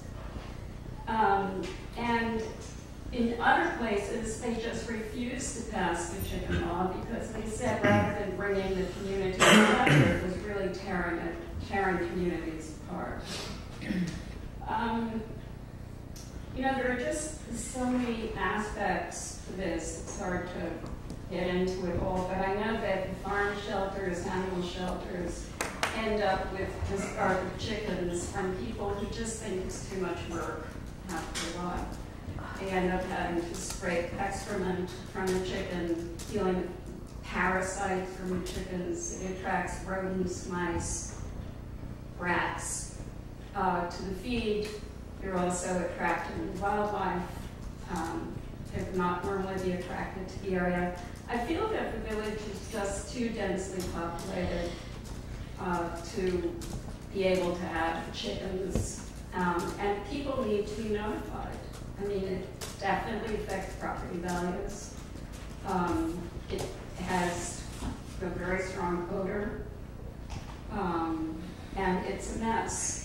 You have buckets and chicken wires and chicken fencing. You have to have roofing fencing because you have raptors coming down for the chickens. You have dogs that have been shot because they've gotten into chicken coops. So, I mean, really it creates a lot of problems. And I hope that we don't exacerbate the situation. Thank you. Thank you, Anne. Peter and Jonathan. Okay. I'd like to address two topics. One is enforcement of the provision that the chicken droppings be removed every day. Who's going to be enforcing? Are you going to have a special chicken poop enforcer? Do you plan to check over the separate job, or is it going to be added on to the building inspector's duties to go around and inspect the chicken poop every day to make sure it's enforced? If you're going to have a special job, what's the title going to be? Chicken poop inspector? If it is, and if it pays well, I'd like to apply for it. So let me know. The other thing I'd like to address is the property values. Suppose after a while you decide you want to sell your property, and or you want to refinance your property, and it has to be again assessed or revalued. And somebody comes over and looks at your property. It looks fine. Everybody's smiling. You're about to get an offer for your property. And then suddenly they take a look at the property next door. And there's your neighbor sitting on his stoop in his underwear, scratching himself, with chickens and pigs running all over the place. Do you think it's going to help the evaluation of the property? I don't think so. It's not what the law says you can enforce. Thank you. Yeah. I tell you, you know, I asked some questions. How much does it cost to legislate a law in the Village of New Paltz? You know, you have to hire a lawyer, you have to draft up the law, and they got to take the time to talk about it. So I was told it's cost about $10,000, $12,000, and then some. But then I find out there's one person, just one person in the village that's requesting this chicken law. I call that service. Gee, if any one of us has, I guess, something that we want, I guess just one of us has to ask, and they're going to spend $12,000, and that's if they don't get sued. That's if somebody doesn't get upset and file an Article 78. Then it's going to cost the village, who knows, maybe $100,000 to defend themselves. So my question is, Are we an extraordinarily wealthy community that we can just go out on a whim and go legislate any kind of law that we want because one resident is requesting it? With that kind of money, our streets are broken up. Amy said our infrastructure is falling apart. Our playground is not being maintained. We don't have the money for all this. But this, we have the money for. Now, that's what I was talking about, Don Quixote. You understand? It's like, you know, it's like you want to fight the windmill, but the windmill is nothing. It's just that. And now, my second point is that I'm concerned because I know living in the village, there are many residents that walk around that don't, and I don't mean this as a joke, but they don't know how to take care of themselves as far as taking a shower. They don't understand what proper hygiene is. Now, if they're my best friends, I'm going to tell them, oh, you know, you smell, you got this, you got this. I'll let them know. If their fly's open, I'll let them know. You see? So, you know, so when I have to rely on somebody that's going to have chickens, and I have to depend on them cleaning up after themselves and keeping it clean, it just leads me to a large question. I don't get it. So that's my point. Thank you. Thank you, John. Are there any other folks who speak to this chicken law? Just for point of We live in the village. just for point of clarification, and I didn't find anything humorous about the chicken. I would never do anything so foul. It's just I saw Dennis, and we both have bad memories of come home to roost, and we recognize each other. So all right, that's two. That's two, Bob. That's two. That's all. I move that we close this public hearing. I'll second that. All in favor? Jason, stop. I didn't hear that. Huh? I didn't hear it over the crowd. We closed. He moved to close the public hearing. I seconded it. I need to make sure. All right. Now, Katie, would you please read? We didn't have anybody else who wanted to speak. I thought we couldn't act on this tonight and have a hearing. No, we can't. What? You can't adopt the fourth law, we're not but you can going to absolutely adopt. open the All hearing right. and we need take to have a comments. hearing. So, would you please read the? Please take notice that a public hearing will be held by the Board of Trustees of the Village of New Paltz on September 10th, 2014 at 7:30 at the Village Hall for the purpose of discussing the possible adoption of a local law amending sections 212-12 and 212-13 of the Village Code pertaining to the referral of certain applications to the Village Planning Board for site plan review and approval. Any person is entitled to be heard upon such proposed local law at such public hearing. Thank you. This law, in a nutshell, because the village is so dense and so built out, most of it, even the addition of a single house can really change the character of a street or neighborhood. So what we did is our planning director, Brenda White, in the back, and our village attorney wrote a local law that would basically require any new construction to go before the planning board. Right now, single-family and two-family homes are exempt from having to go before the planning board because of their impacts in the past few years, especially on Church Street, down on Mohonk, and some other areas where it's just things are causing serious problems. We thought this would be the logical step. So is there anyone here to speak to this local law? But Jason, clarify, please.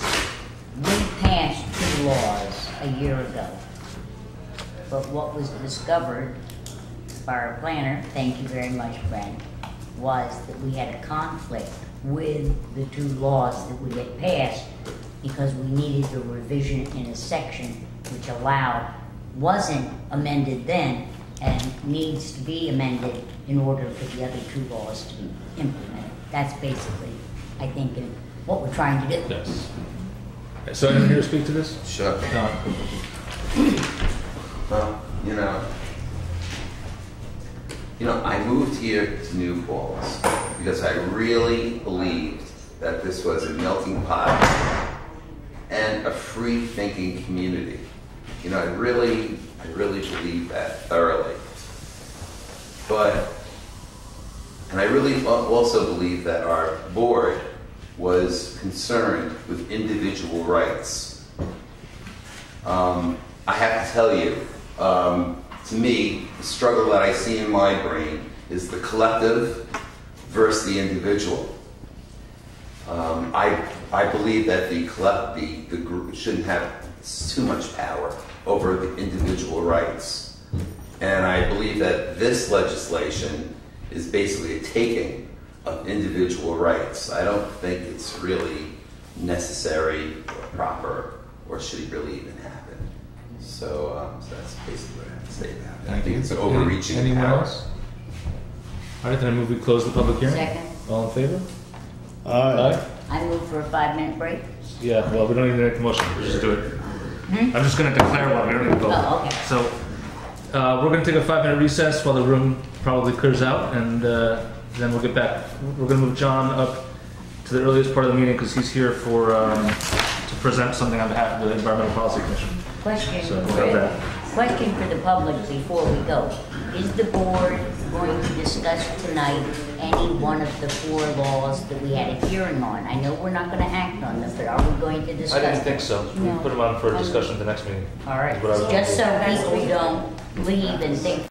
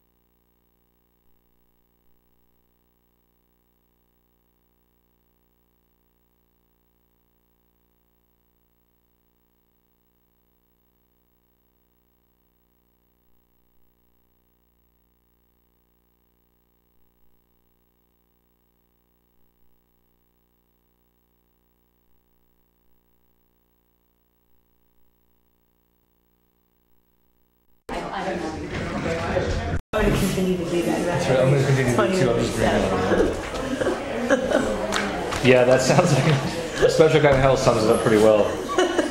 4 public hearings and Hey, it was almost 5. Usually you postpone the one that's for next week. It happens. Whatever. All right. All right. Are we ready with the camera? Whenever you are. I need to make an announcement. Okay. So, what is it? Just announce it to the board. It's the meeting change. A what? It's the change of the meeting from the 24th. Okay, do that when we do public comment Yep. announcements. Can do. All right, we ready? All right, will you all please rise for the Pledge of Allegiance? I pledge allegiance To the flag of the United States of America and to the republic for which it stands, one nation, under God, indivisible, with liberty and justice for all. Thank you. Yeah, we have a few additions. Yes. We have one, a motion from the village treasurer, I believe. Regarding the fire truck, yes. And do we have that?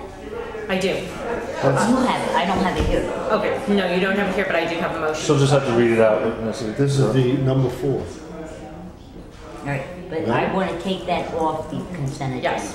There's just specific wording that Nancy wrote that we're going to read out. Anything else? Yes. Yes. What do we have? Trustee Rhodes would like to add the letter from SUNY New Paltz regarding student parking. Okay. And I would like to request the board send me forward to send out the waste hauling permits. The date of the extension ended on 8/31. All right, we'll get to that when we get to it. Okay. You don't have to explain the background now. We'll just add it. Waste hauling permit.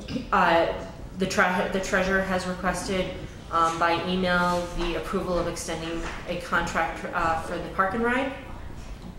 Do we have the contract? We don't have the contract. She's just asking us to extend it. Oh, okay, the same one. Right. Also, Trustee Rhodes would like us to remove the minutes from the consent agenda, and remove them completely from this evening's meeting, and remove the memo from the treasurer regarding holiday and vacation pay to put that into the regular agenda for the evening. Also, Trustee Rhodes has asked if for the regular agenda of the evening could we add a discussion about St. Joseph's Church. About what? A discussion about St. Joseph's Church. All right.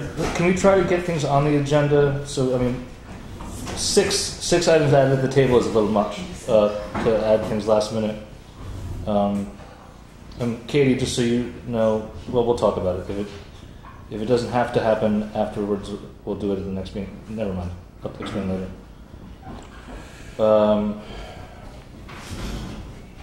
16 is... St. Joseph's was a discussion that was to occur at tonight's meeting, not at last week's meeting. And I was away, and that is why it's added. Authorization. And you were going to what announce... was the another one? The mayor asked me to announce that during the public comment.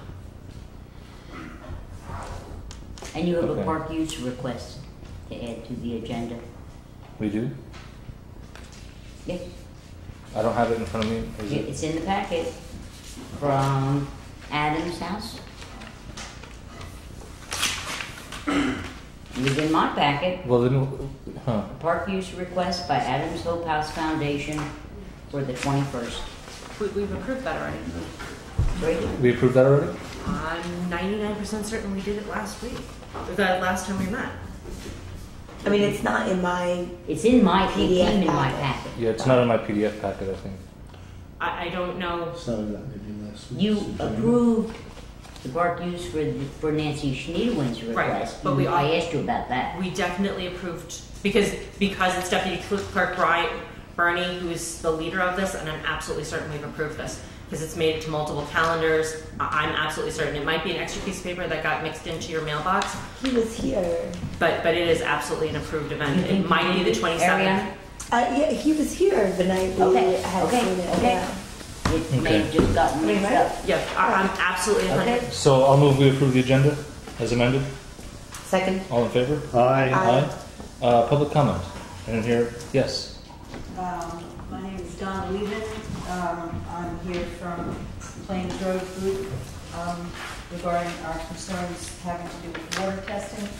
Last meeting, I submitted, after my presentation, I submitted a long list of questions and have received no responses to any of those questions. So I was very glad that at the beginning of the meeting tonight, you said you were going to respond to everything in writing. And I have here, if you need it, I have here copies of what I originally gave you, if you'd like another copy. I believe that was sent to Dave Klauser, wasn't it? Yes. And he didn't respond?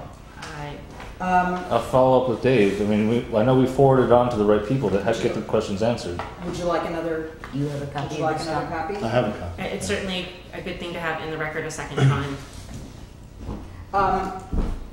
I cannot say definitively, well, no, let me back up. I can say definitively that he has not responded to all those questions as asked in one complete document, so to speak.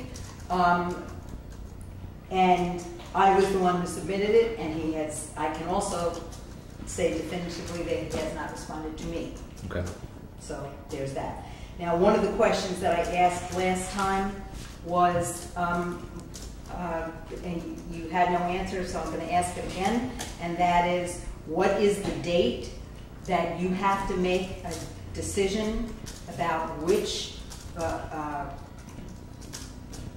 avenue you will pursue to resolve the water issue? What's the date? It's not set in stone. It's not set in stone. You don't have a date? No, because that's putting the cart before the horse. We need to have all the information, and if, for example, it takes us longer to get the data on which we have to make a decision, that would affect the date. But Tom, do you have any ballpark range other than that? Well, I can only tell you what calendar we have.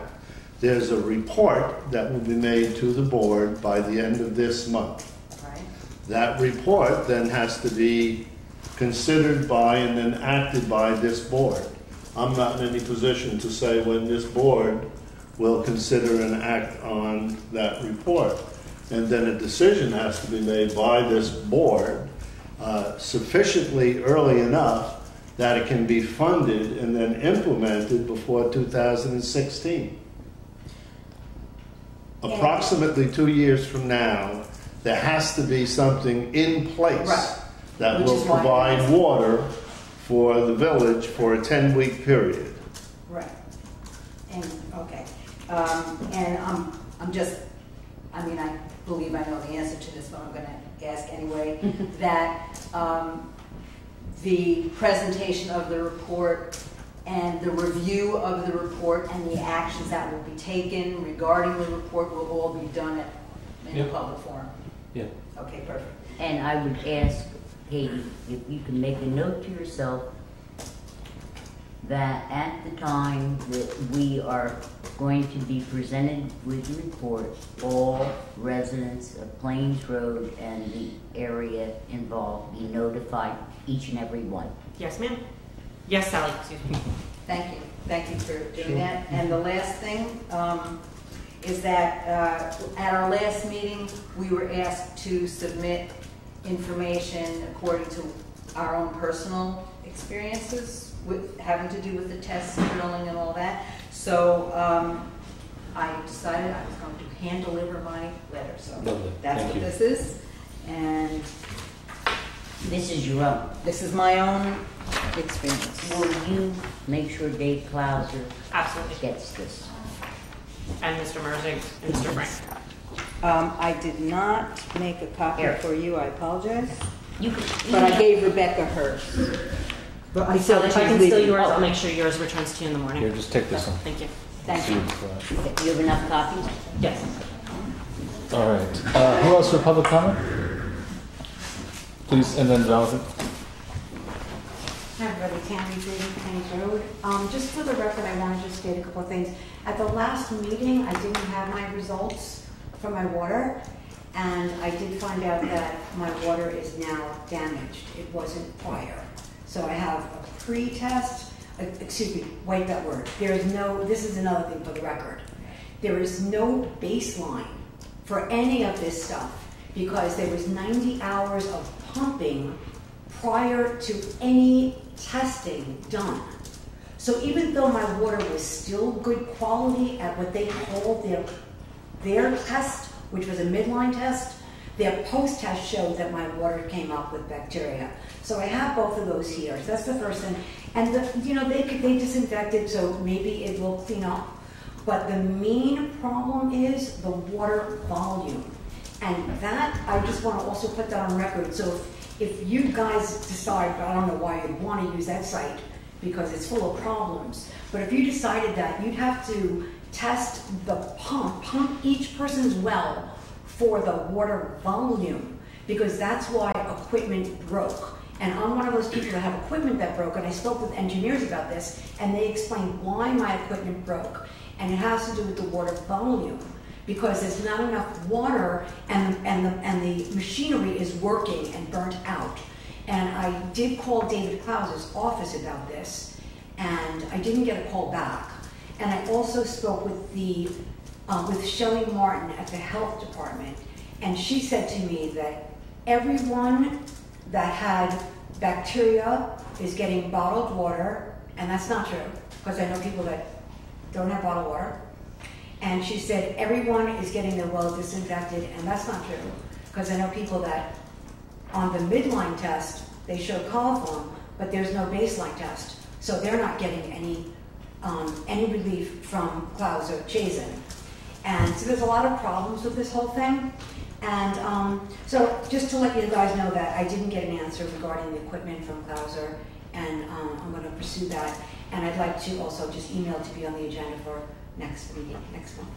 Did you submit your test? I could give a copy. I don't have copies to everybody, but I have a copy, one copy. A copy If for yes. me, I will just copy the board Absolutely. submit. Yes.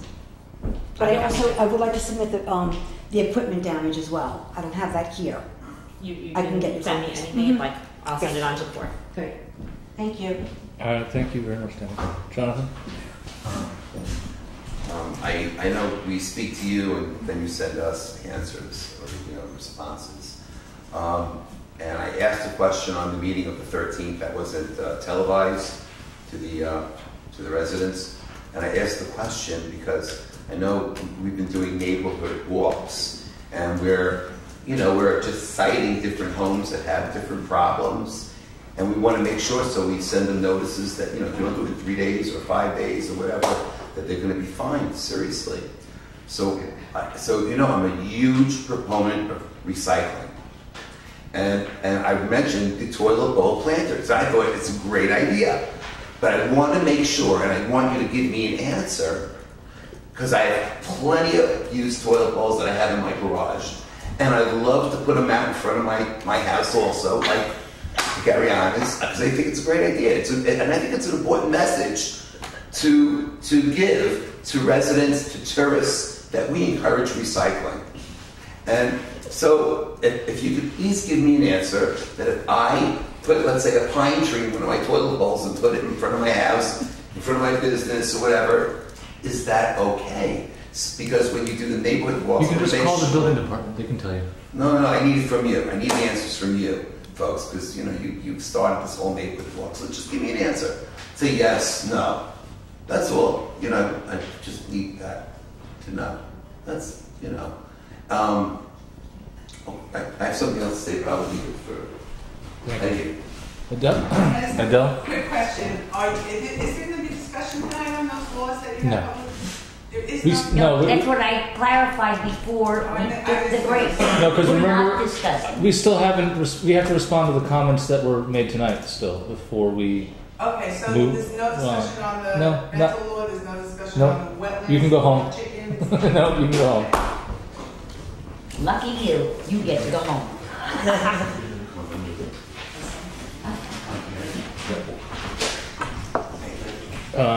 All right. Any other public comment? All right. I will move on to. We'll do number 8 and then number 10. What about announcements? Oh, sorry. Announcements. Katie, please. Okay. The regularly scheduled September 24th meeting of the board has been motioned to be changed to September 17th in observation of Rosh Hashanah. Very clear. Any other announcements? I do have an announcement. On September 21st is the People's Climate March, and there are buses going from New Paltz down to the city. You can reserve a seat. Tickets are $25 or $15 for students or low-income people. And you can make a check out to the New Paltz Climate Action Coalition, and their P.O. boxes, P.O. Box 671, New Paltz, New York. Please include your name, your phone number, your email, the number of people that will be on the bus. Buses will be leaving, this is Sunday, September 21st at 8:30 a.m. and returning by early evening. And we're hoping to get a really good turnout, so everybody should be on the bus. Thank you. Any other announcements?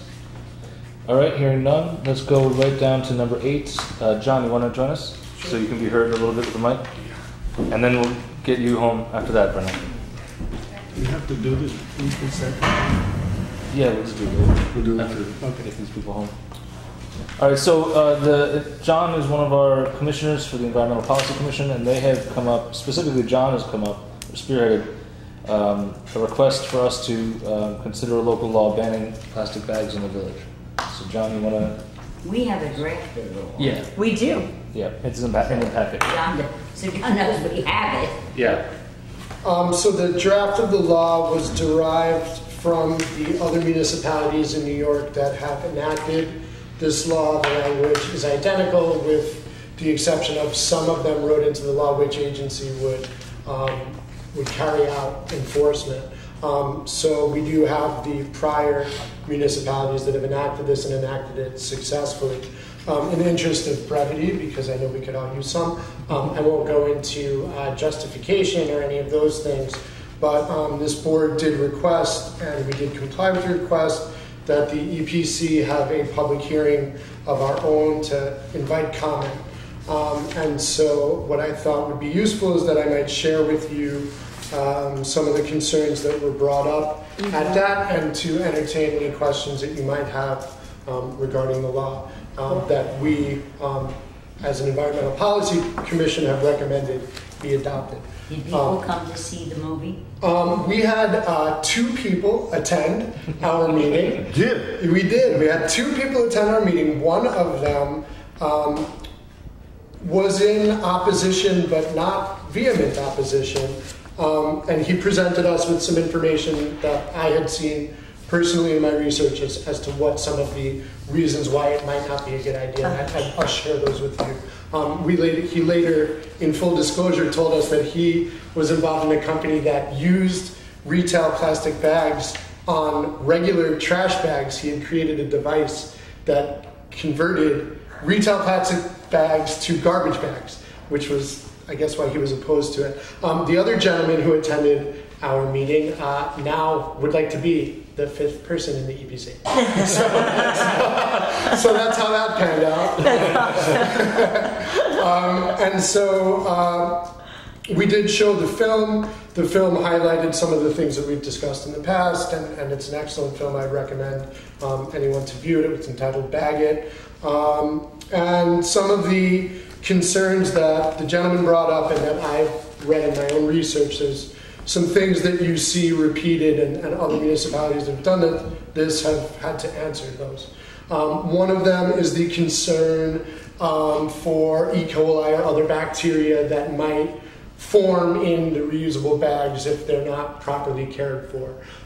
Yes, it is possible that bacteria might acculturate in a reusable bag if it's not properly cared for. My answer to that would be the best reusable bags are the cloth bags, canvas bags that are washable, and you can wash them in heat.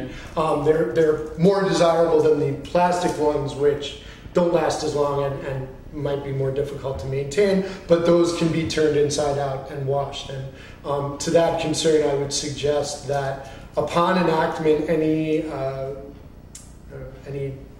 information that we pass out to the public would include instructions for care of your reusable bags. Cool. The other concerns that are common and that were raised is that people will want to get into the debate about plastic versus paper. If you eliminate plastic bags, you will naturally see an increase in the use of paper bags.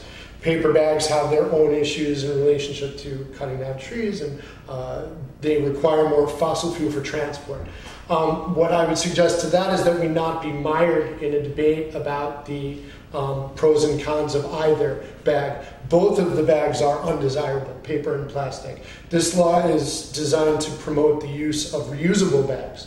So the focus of our law is not everybody use paper. It's everybody be encouraged to use reusable bags. And so to that end, again, as we educate and reach out to the community, we would want to make that clear, and also reach out to different organizations, including the Chamber of Commerce, to figure out ways that we could supply or make reusable bags more readily available, particularly to our less wealthy constituents.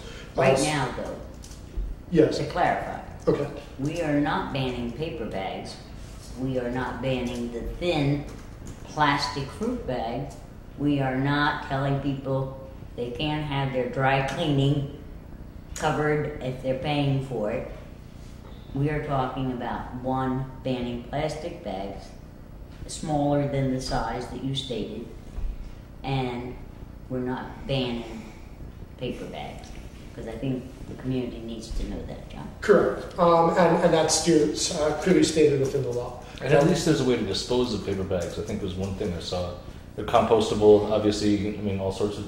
But they don't make There's ways you can get rid of them instead of the plastic. They go directly in your recycle bin where they're recycled, as opposed to plastic bags. And this is another important thing that I found in my research. Plastic bags are not readily recyclable, and one of the things that people will say is, why don't you more actively and aggressively promote the recycling of plastic bags, requiring the stores to have recycle centers, putting recycle centers up around towns. And there have been communities that have done that, and in those communities they've found, typically without those things, you see 1% of plastic bags being recycled.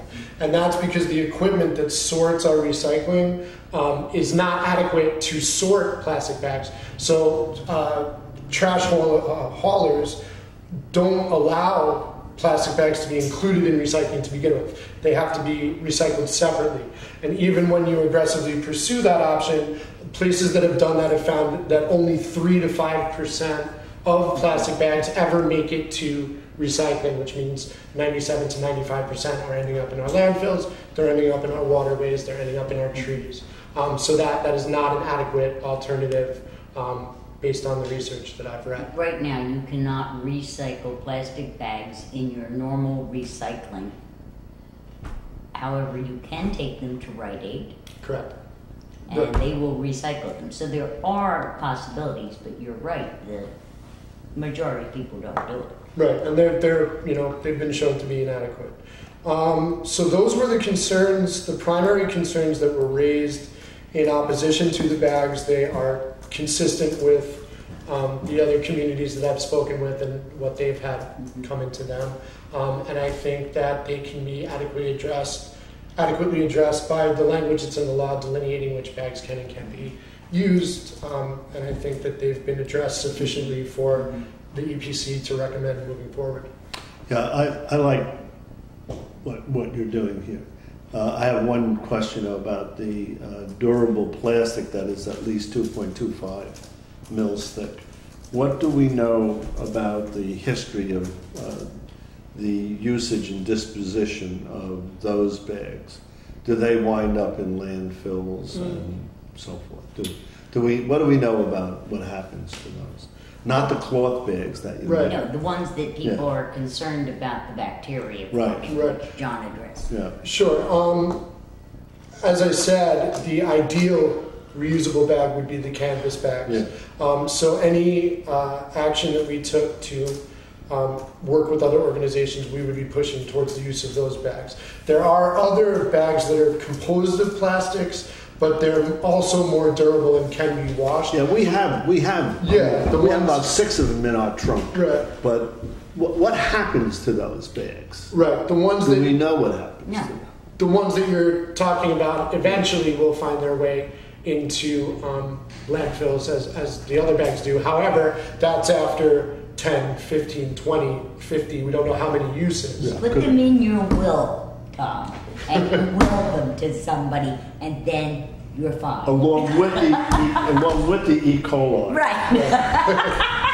You could turn them inside out and wipe them down with No, that's not my question. Is what do we know about the history of usage of these things? Well, people do we know that they actually do get used 50 times, or do people throw them away? And do they wind up in landfills more frequently then? I've not seen any hard research, but my inclination would be that if people can't get their hands on plastic bags, they're going to want durable, reusable bags instead of, and those bags have handles, which paper bags don't, making them more desirable, and so my inclination would be that they're used with great frequency. It would be useful to me, if there is knowledge about this, to have some bit of that knowledge. I've not seen any. As I said, put it in your will. I could look further, but we have, I don't know, 4, 5, 6 Trader Joe's bags that are made out of some kind of plastic. You did a great job noticing it. You did a great job inviting people to come. I'm disappointed that you only got 2. Have you heard from any of the businesses in the village of New Paltz on this topic? When asked for comment about the law from some news entity, I'm not sure which it was, it might have been the Freeman or the Times Record, I don't recall which, Don Kerr erroneously stated that the Chamber of Commerce was in opposition to the law, which he received a response saying, we are not in opposition to the law, and when last I heard, they were doing internal polling to get the litmus of their membership to see where they stood. I've not heard the results of that polling, and that's purely anecdotal, but that's what I was told. So we're awaiting input for them, and we certainly would be more than happy to continue to reach out to them, or to reach out to them as we move forward. That we hold a public hearing on this law, the first meeting in October. Second. Any discussion?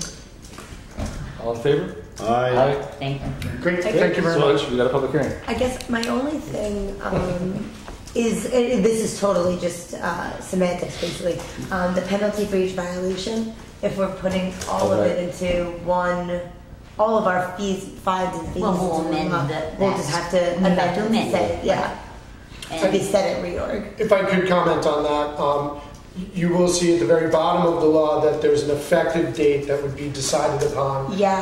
And the recommendation, what I've seen in other communities that have done this, is that that's a minimum of 6 months, allowing time for the merchants to use their stock.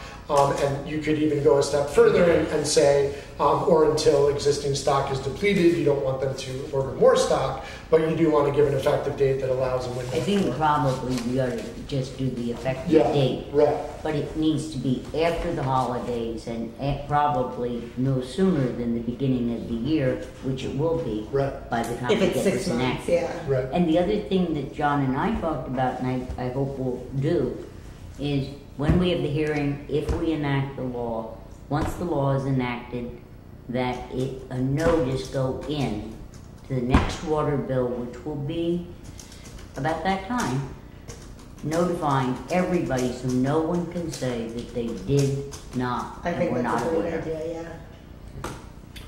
And I guess everyone heard about California, which has enacted a statewide plastic bag ban after municipality after municipality after city enacted their own laws. The entire state has decided to go that way, so it's impactful, important work. So. Great. Yeah. Thank you for the Thank idea. you so much. Thank you very much. I appreciate it. Thanks so much.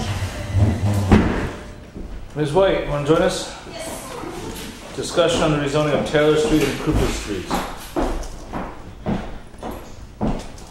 So this came from, started with one of the residents who spoke to Bren, and Bren liked the idea and took it herself. So I think you guys got a couple of emails on this last few It days. came up in ZBA too. Yeah.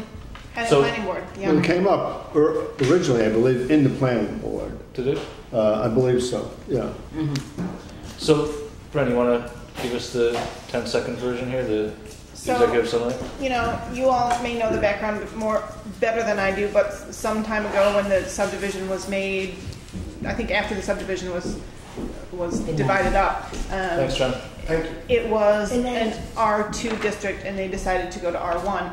And it seems that the intent was to prevent multiple family dwellings up there, which is a fine intent.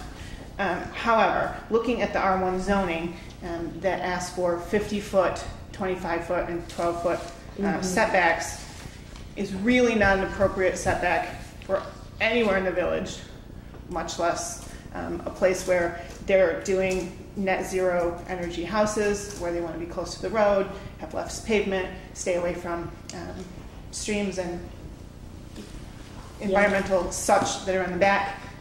So it makes sense to me that we either change the zoning of R1 to amend the setback regulations and possibly the size regulations, or change this development from R2 or from R1 to R2. Which one makes more sense to you?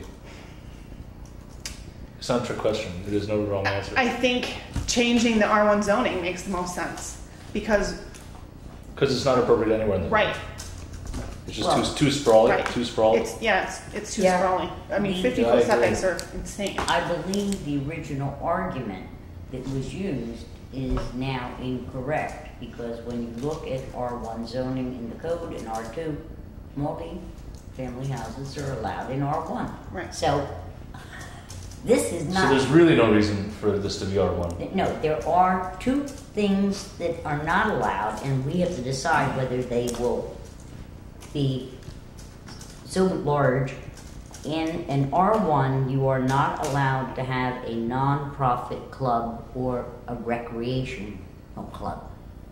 Okay. Does that include a church? And R2, you are allowed. You are not allowed to have a nursery school daycare center. In an R1, you're allowed to have it in an R2. Those are the only two differences. Can you think of any reason why we would not want that? I mean, for example, one easy solution might be simply to make everything that's currently R1 turn into R2. Well, I think the real question is the people who bought their houses believing they are R1 need to be asked what they think. Right. Okay? If I bought a house in an R1 and it, I thought I was a big yard and all of that because it's an R1, sort of a family neighborhood, if you will, I might be very upset if the board unilaterally changed that zoning. So I think that's the big question, is what does the neighborhood think and want? So I think when this gets to the form of a public hearing, Brent, that we need to notify each and every property owner who lives in Bonnecue of what we're talking about and ask for their input. Is this the only R1? No. There's like 2 or 3 little islands. It would be everybody in an R1 district if we're going to change R1. See, I had that issue, and I asked Brent earlier about, is that the intent of this, to change all R1s into R2s? That's not the request. Yeah, and I think it's okay, I'm sorry to interrupt, I think it's okay to have 3 separate residential zones saying less dense, more dense, more dense, but the less dense that we have now is not really a village setting appropriate. So we could address the issue. The definition of a village, Brent. Well, and a village is not a city. We could address the complexity of issues, though, by addressing the setbacks rather than by addressing the name of the zone. R1, R2. But my point was, Tom, there is no difference between R1 and R2. People may think there is, but I went and looked, and I gave you the 2 separate things. Special use permits, you need more special use permits in R2 than you do in R1. Well, do you want to look at this and just draft up a local law of what you think is the best thing we can do? So you want me to draft up an amendment to the R1 zoning? Yes? All R1 or just the request of this area? Well, that's the thing. There's a couple different ways to get to the same place. So I'm asking maybe for you and Will to talk and bring one of them back to the board. Okay. I would also make another request as the liaison from the planning board with the awareness that the planning board considered this and did not believe that it should be changed, that changing it from R1 to R2 without any consideration of the dimensions and so forth, the setbacks. The planning board thought that thought strongly, as you were suggesting, that this was designed to be a certain kind of neighborhood, and that all the other people who bought into this neighborhood bought into it with that design, and that if that were changed, that would violate their historical understanding of their life circumstances. I've heard that argument in a lot of different forms for a lot of different things over the years, and I just don't buy it. It's like in finance, you have different categories of risk. There's regulatory risk. There's force majeure. There's all sorts of other things. Having the zoning changed is a risk that everybody takes for every property and every building you're ever going to buy. But I think you got it backwards. I think that's the risk the developer takes. Okay, I'm not interested in developer risk. If I bought a property and I knew I was buying it in R1 and you were buying it too, we both had to have the same kinds of lot lines and all of that, and a certain amount of green space in between us, I think Tom is raising the correct question. But they have that, don't they? They won't if it's R2. I think. Well, no, their house isn't going to change, and the neighbor's house isn't going to change. No, the lots are going to change. The lot lines wouldn't change. Why would the lot lines change? Wouldn't come with automatic lot line revisions. All it does is for new construction. And there is a difference. For new construction, you would have to use the new zoning. If we changed from R1 to R2, there are smaller lots in R2. Yeah. But if we changed the setback regulations in R1, and perhaps the size regulations, and discuss them. My only issue is consultation. So I would just ask that you also consult with the planning board.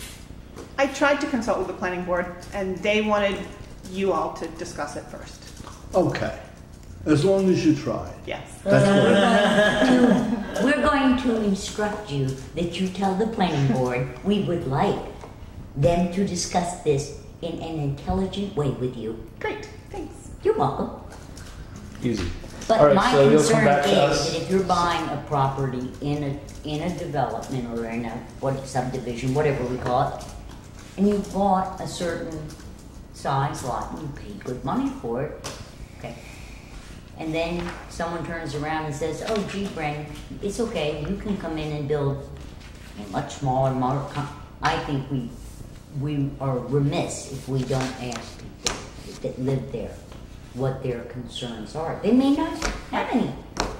I think some people are going to have concerns because there will be some move to put, a 3-family or a 4-family complex on a smallish. No, I don't think that's allowed. Multiple. Right. Multifamily is still not allowed. Is allowed, and it's allowed in both. Anyway. At least, if I read the code correctly. I'll double check.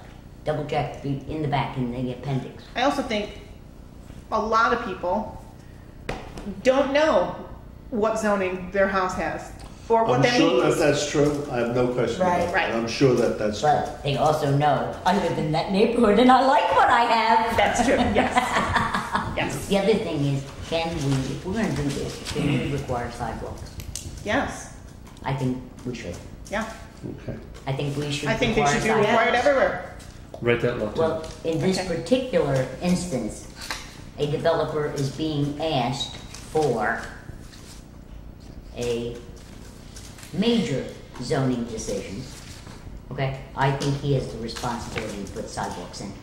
Also, off topic slightly, our walk this week is in this area on Thursday night at 6 p.m. Oh, lovely. And the developer of Green Acres is going to open one of the houses if people would like to come in and look at their net zero houses.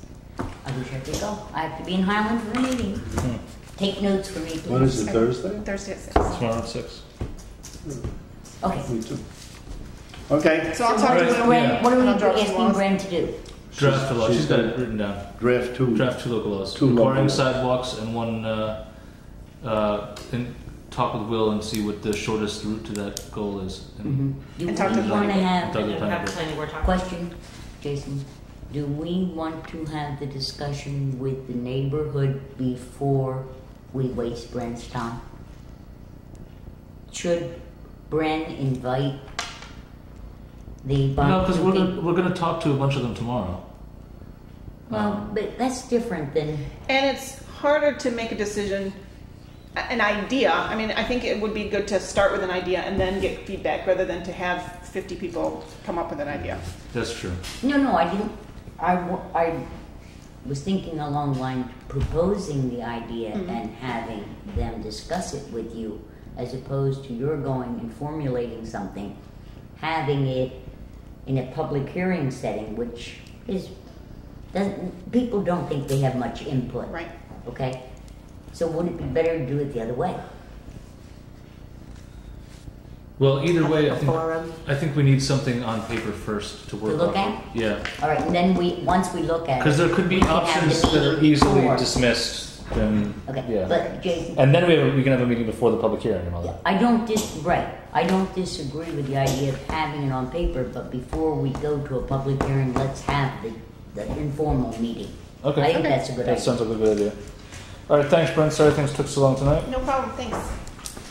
Good night. See you It was tomorrow. fun and interesting though, right? Yeah. Oh, I wanted to ask Bren, because we're going to discuss it.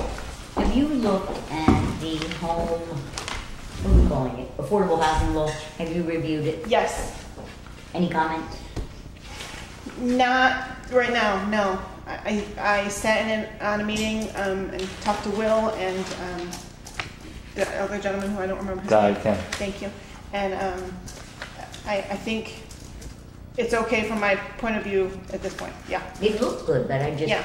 I didn't see anything that jumped out at me that was a problem. There is one thing that jumps out at me, but I don't think you could help us with this, and that is, and I don't want to be accused of being mean and cruel. I want there to be proof of income level, because I don't think affordable housing, it should be a possibility for dependent people who have money behind them.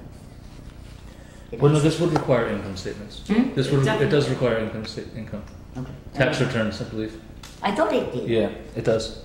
And Could that we talk about that at the will meeting? solve that problem. Yeah, we talked about Right? that. Yep. I mean, is it worded strongly enough, Jason, that you have to you have to prove you're independent? I don't know. You have to look at. I don't know. I didn't think it was clear enough that you, in other words. Well, email Guy, because he might have some insight into that, because they've had to do that with Rupco. I was hoping he'd be here tonight. Yeah, he couldn't make it. Should we postpone the discussion of this? Well, let's let Brenda go home first. Oh, goodbye, Brenda. Good night, Brenda. Good night. Thanks, Brenda. We know you want to go home and not play with us. Well, Okay. I've been here. It's okay. Good night, Brent. Brent, Oh, yeah. Thank you. you might want that. All right, I'll move the consent order as amended. All in favor? Now, can you review for me what we put 2 on? has been removed. 3 and 4 have been 2, 3, and 4 have been removed. 2, 3, 4, and... That's it. Okay, did we add, let's add some things to the consent agenda. Because you had a couple things, we could add the thing that Nancy wants. Do you really want to? Oh, we I don't care. We can just whip through them. Let's go through them. I'll move the consent agenda. It's been moved and seconded. Okay. All in favor? Aye. Thank you. All right, now that's I have burn going through my head for some reason. I don't know why. Number 7. Does anyone have any problems with it? Yes, I do. It's not a retainer. I would like 2 retainers with our engineers. A retainer for general fund expenses and a retainer for water and sewer. Why don't we- and then why don't we not consider a retainer telling me what they're going to charge me per hour. That is not a retainer. Okay, I think Will wrote this, didn't he? Yep, but what I'm saying. Why don't you email Will with those concerns and we'll table this to the next meeting? All right, fine. Is that all right with everybody? Sounds good. And it's the same as table number 9 because Rebecca. Katie, will you is remind me what I'm supposed to do? I'm making notes right this second. I just want to make one comment on 9. Yeah. This may be something that I'm just not sufficiently up on. But in 132.2b, it says the Village Housing Board will be composed of 5 members appointed by the mayor and subject to the approval of the Village Board of Trustees. Is that a sufficient single criterion? It could be, I thought this would have to be not just a resident of the village, but someone over 21 years of age. Oh, you think we should have more detail? I mean, I don't want to have, it has to be 5'10" or anything, but they have to be over 21 years of age and Why be able 21? to vote. What's 18? Whatever I don't care. I'm suggesting that there be a minimum age requirement and a voting requirement. That they be voters in the village. Okay, well, let's I mean, let's I don't hold. know how I feel with that. Well, think about it. Okay. Let's We can hold off on discuss. that. Yeah. What I was going to suggest was along your lines, but I think yours is a little bit different. That it had to be 3 property owners and 2 renters, and maybe an age criteria. In other words, we need representation from all segments. All right, well, let's talk about that when Rebecca's here because this is her Yeah, committee. she's not here either. Yeah. Okay. And We're tabling this till when? Could you make a note to make sure to invite Guy How about next Wednesday? to our next? No, meeting Jason, next we've Wednesday? got an awful lot on next week's agenda, and you only have a week to get ready for it. Why don't we do this first week in October, or the first meeting in October? And then it gives. It's going to be a lengthy Okay. discussion. So. That's fine. Let's do that. Okay, I'm making that up. Okay. All right. I'm going to need you to read the motion about the fire truck. Yep. The board authorizes Nancy Branco, village treasurer, to initiate the bonding process subject to the village agreeing to a final purchase contract with the truck vendor in a form acceptable to the village attorney. So that's the motion. I'll second. Any discussion? It's a roll call and a resolution, be it Yep. resolved. So go ahead, Katie. Mayor West, Aye. deputy, I'm sorry, the deputy mayor's not here. Trustee Basco, Yes, aye. trustee Rhodes, Yes. trustee Rocco. Aye. Okay.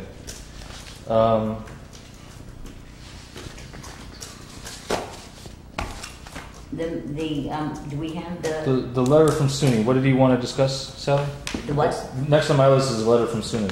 Oh, What did I you didn't want to really discuss? want to discuss it. I wanted you to know it was on the table that we got a reply from President Christian to the letter that we sent expressing our concerns about the parking situation in the village.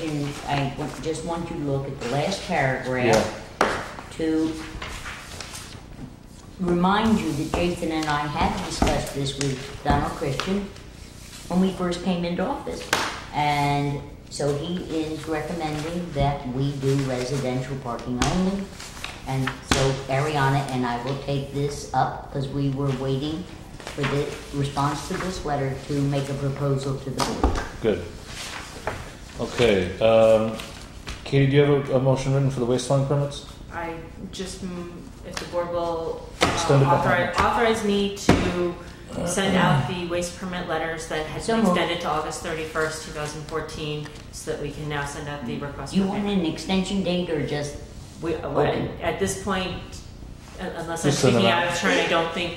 Yeah, I mean, it was, we had the mandatory meeting and there was a lot of questions. So you need so time. we're working on it. So Will is whatever working we- on an amendment. Whatever we put in place, we can just have it effective June 1st of next year. Yeah, Okay. totally. Okay. All right. I So moved it. I'll second it. All in favor? Aye. Can't even talk. So motion carries. I move that we approve grant Treasurer Nancy Branco approval to extend the contract for the park and ride for another year. Second. All in favor? Aye. Aye. Do we do the? Let me skip So around. the only thing, so something related to the park and ride, The one on 32. This is the one with Mike Reeser that the state did not want to, or the board. Right. So there is a sign. There was an email that was sent. I think I forwarded to everybody.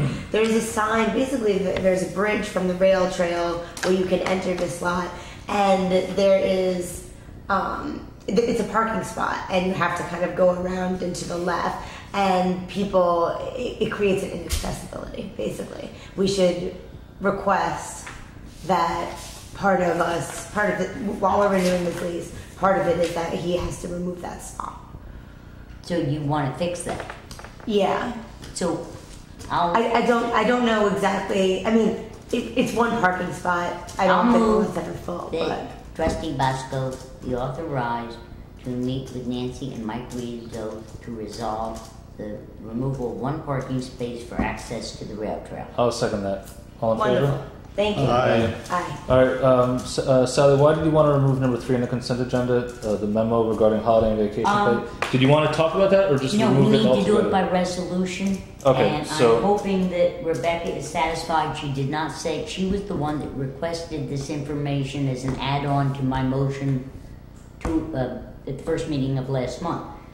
But she didn't say that there was a problem, so I'm going to resolve that we approve the memo regarding the 2 employees and vacation time and holiday time, as stated by the treasurer. I'll second that. All in favor? Wait, it's a roll call. Oh, right. Okay, so Mayor West? Aye. Yes. I'm sorry, Trustee Basco? Aye. Trustee Rhodes? Trustee Rocco? Aye. All right, and finally, St. Joseph's parking, Yes. Sally? It's my understanding that we, I mean, it's not my understanding, I know that we have received complaints. We received a letter from the church regarding a new problem that we have not had before, and that is that many of the parishioners attending the 5 o'clock Mass on Saturday are being ticketed. I know that the board, this board, last week or 2 weeks ago, discussed not waiving the fees for the tickets, which I am not going to even go there because I think that's proper, but the board also expressed its concern that St. Joseph's was not being targeted or picked upon, and that was not a part of the motion.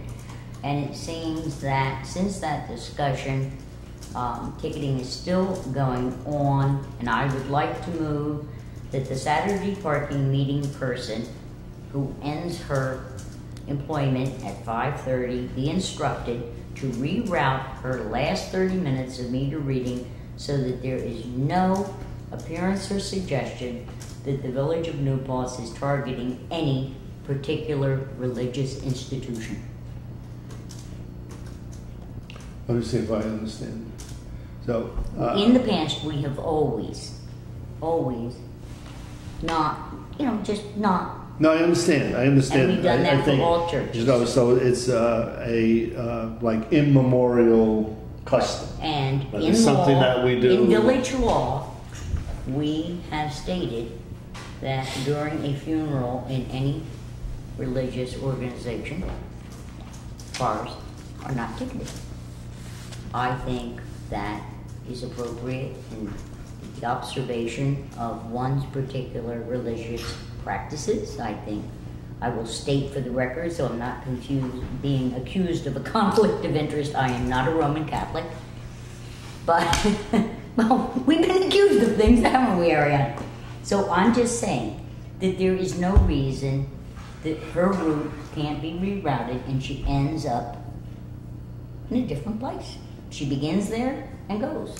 I'm not saying don't ticket, but I'm saying that we should continue the precedent that has always been shown by the Village of New Paltz historically, and this was a major discussion when those meters apparently were installed long before any of us were around, and it was understood that tickets would not be issued for parking meters during Mass time. Right, I guess if we've already had a custom that is, quote, enshrined in history, And because we checked. just don't do something, which, for example, is, in this instance, ticketing cars that happen to be parked outside of a church that happens to have a service at a certain time. Right. That we've done that. That's we've what done we've it done. always. Why can't we just reassert? That's what we're doing. You're instructing her to not do this. Yeah. Right, that's exactly what this motion is for. That she continue the past practice that has always been understood by this village. I just want to make sure that atheists get included, because if I die, I don't want anybody. There's a parking meter in front of your house, I don't honey, want and you anybody die, ticketed. I'll come down and protect Ellen.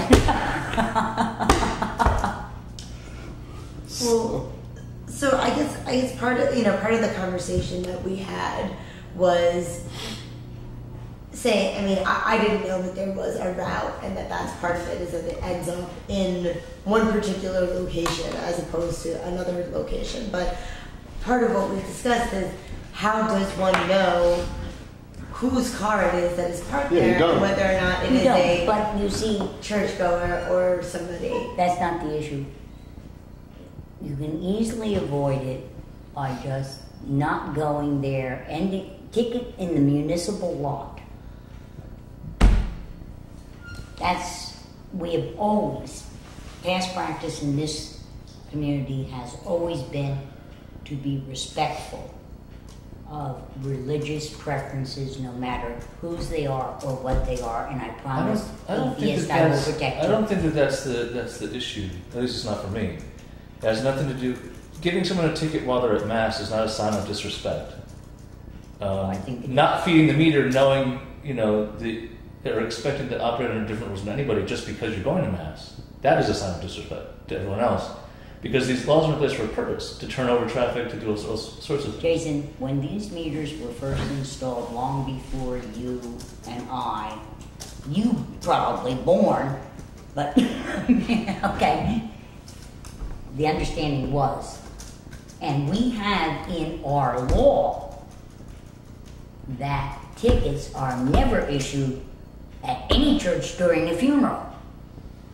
And nobody says you have to feed the meter to celebrate somebody's death. But we're not talking about funerals. We are talking about their mass. I don't care what you all do. You expressed the desire, when you said you weren't going to waive the tickets, you expressed the desire that this not be seen as an intolerance. This motion puts the village on record as being understanding and tolerant of all religious institutions or lack thereof, and that's what this is the purpose of it. You don't agree with me? Vote it down. Could you read the motion again? I apologize, I was in the motion. Okay. I move that the Saturday parking meter person be instructed to reroute her last 30 minutes of meter reading so that there is no appearance that the Village of New Paltz is targeting any religious institution. Yeah. Doesn't that mean that we're avoiding the churches when we know there's people there? Well, doesn't that just mean that we're... No, I think what has happened, Jason, to be fair, and I may be being too fair, is I think mass got changed from 5:30 to 5 o'clock. Our meter reader goes off duty at 5:30. Okay? Yeah. I think she has just gotten in the habit of a route that she follows during the day. Yeah. Okay? And it ends down there at 5 o'clock. And so you think that she should never go down there at 5? I don't think she should ticket at 5. If she wants to go down there at 5, that's But her. she can ticket other places at 5. Yes, she can. Just not church. Right, she just ought to do a route and end up in the municipal parking lot. See, as long as the route should just be random, frankly. And may I interject? Because I was present for part of this conversation. It was requested that the route become random, so that that person is not specifically there at that time every single week. It's sometimes this week, sometimes that week, random, because that would be the most fair thing. And that person refused to do so. And then the response from well, I'd support that motion. The entity. Yeah. But I wouldn't support something where you're avoiding an area because you know I'm not. That's not what this is saying. This is so it seems to say on its face. I'm just misunderstood. The church is then saying if you refuse to vary the route, then you are targeting the congregation. And the person's supervisor said, vary the route. Sometimes here, sometimes there, sometimes the other place. And a random, and she refused to do so. What about a motion then that says that, which says that how would you say? I don't even know how to say this. This is the simplest way. I mean, well, I don't like to never go here. Because if you know the meter's there and you purposely walk away from it without feeding it because I'm going to church, I shouldn't have to pay the meter. I have a problem with that in terms of... I have a problem with changing a past practice because that was understood when the meters went in, Jason. It has to do with that understanding since I've been mayor and since Nancy's been here. So I also have a problem with. Sorry, Tom. This is my last point. Sorry. I also have a problem with our meter people going to the same place all the time. Well, when they know that there's a turnover, when they know that there's that's what's going likely to on. be problems. So if she's in that area at 5, yes, but she should also sometimes be over by the bistro. She should be by Church Street. She should vary her route. And that a motion to do that, I would support. Instructed to vary her route. Why do we need a motion at all? Why can't you? That we don't need a motion. Why can't you, as the mayor, direct her supervisor to direct her? She was. Do it. Do it. We don't. Tom, exactly. it doesn't we don't work that way in the village of New Paltz. Yes, That's it does, why you actually. need a motion. We don't need the motion because you're absolutely right. But it She can't has hurt been either. instructed. She has been instructed. I think we do need this motion. I feel like we're getting... And vary the route is fine. Yeah. Jason has suggested just saying vary I the heard, route, yeah. and that's fine with me. Doug, you find that? Yep. So the motion would just simply be that the parking enforcement officers must vary their route so as not to be at the same place at the same time on a regular basis. You got it. That's I fine. think that's agreed. That's fine. Agreeable? Okay. And you got that? All right, so is there a second to that? Second. All in favor? Aye. Aye. And is there anything else? Not that I. Oh, are we going to have an executive session? Oh, please tell me no. No? For what? Didn't Nancy want us to talk about Kurt Laval's suit? Yeah. Did we get the Is email there from one? Will? We have what Will said. And Yeah, you let's go emailed to them. executive session. Do you want to wait until next week? Why don't we do that? Because it's very It's late. a joint decision anyway. That's true. We'll go in a joint meeting. All right. All I'll right. move to adjourn. I'll second. All in favor? Aye. Aye.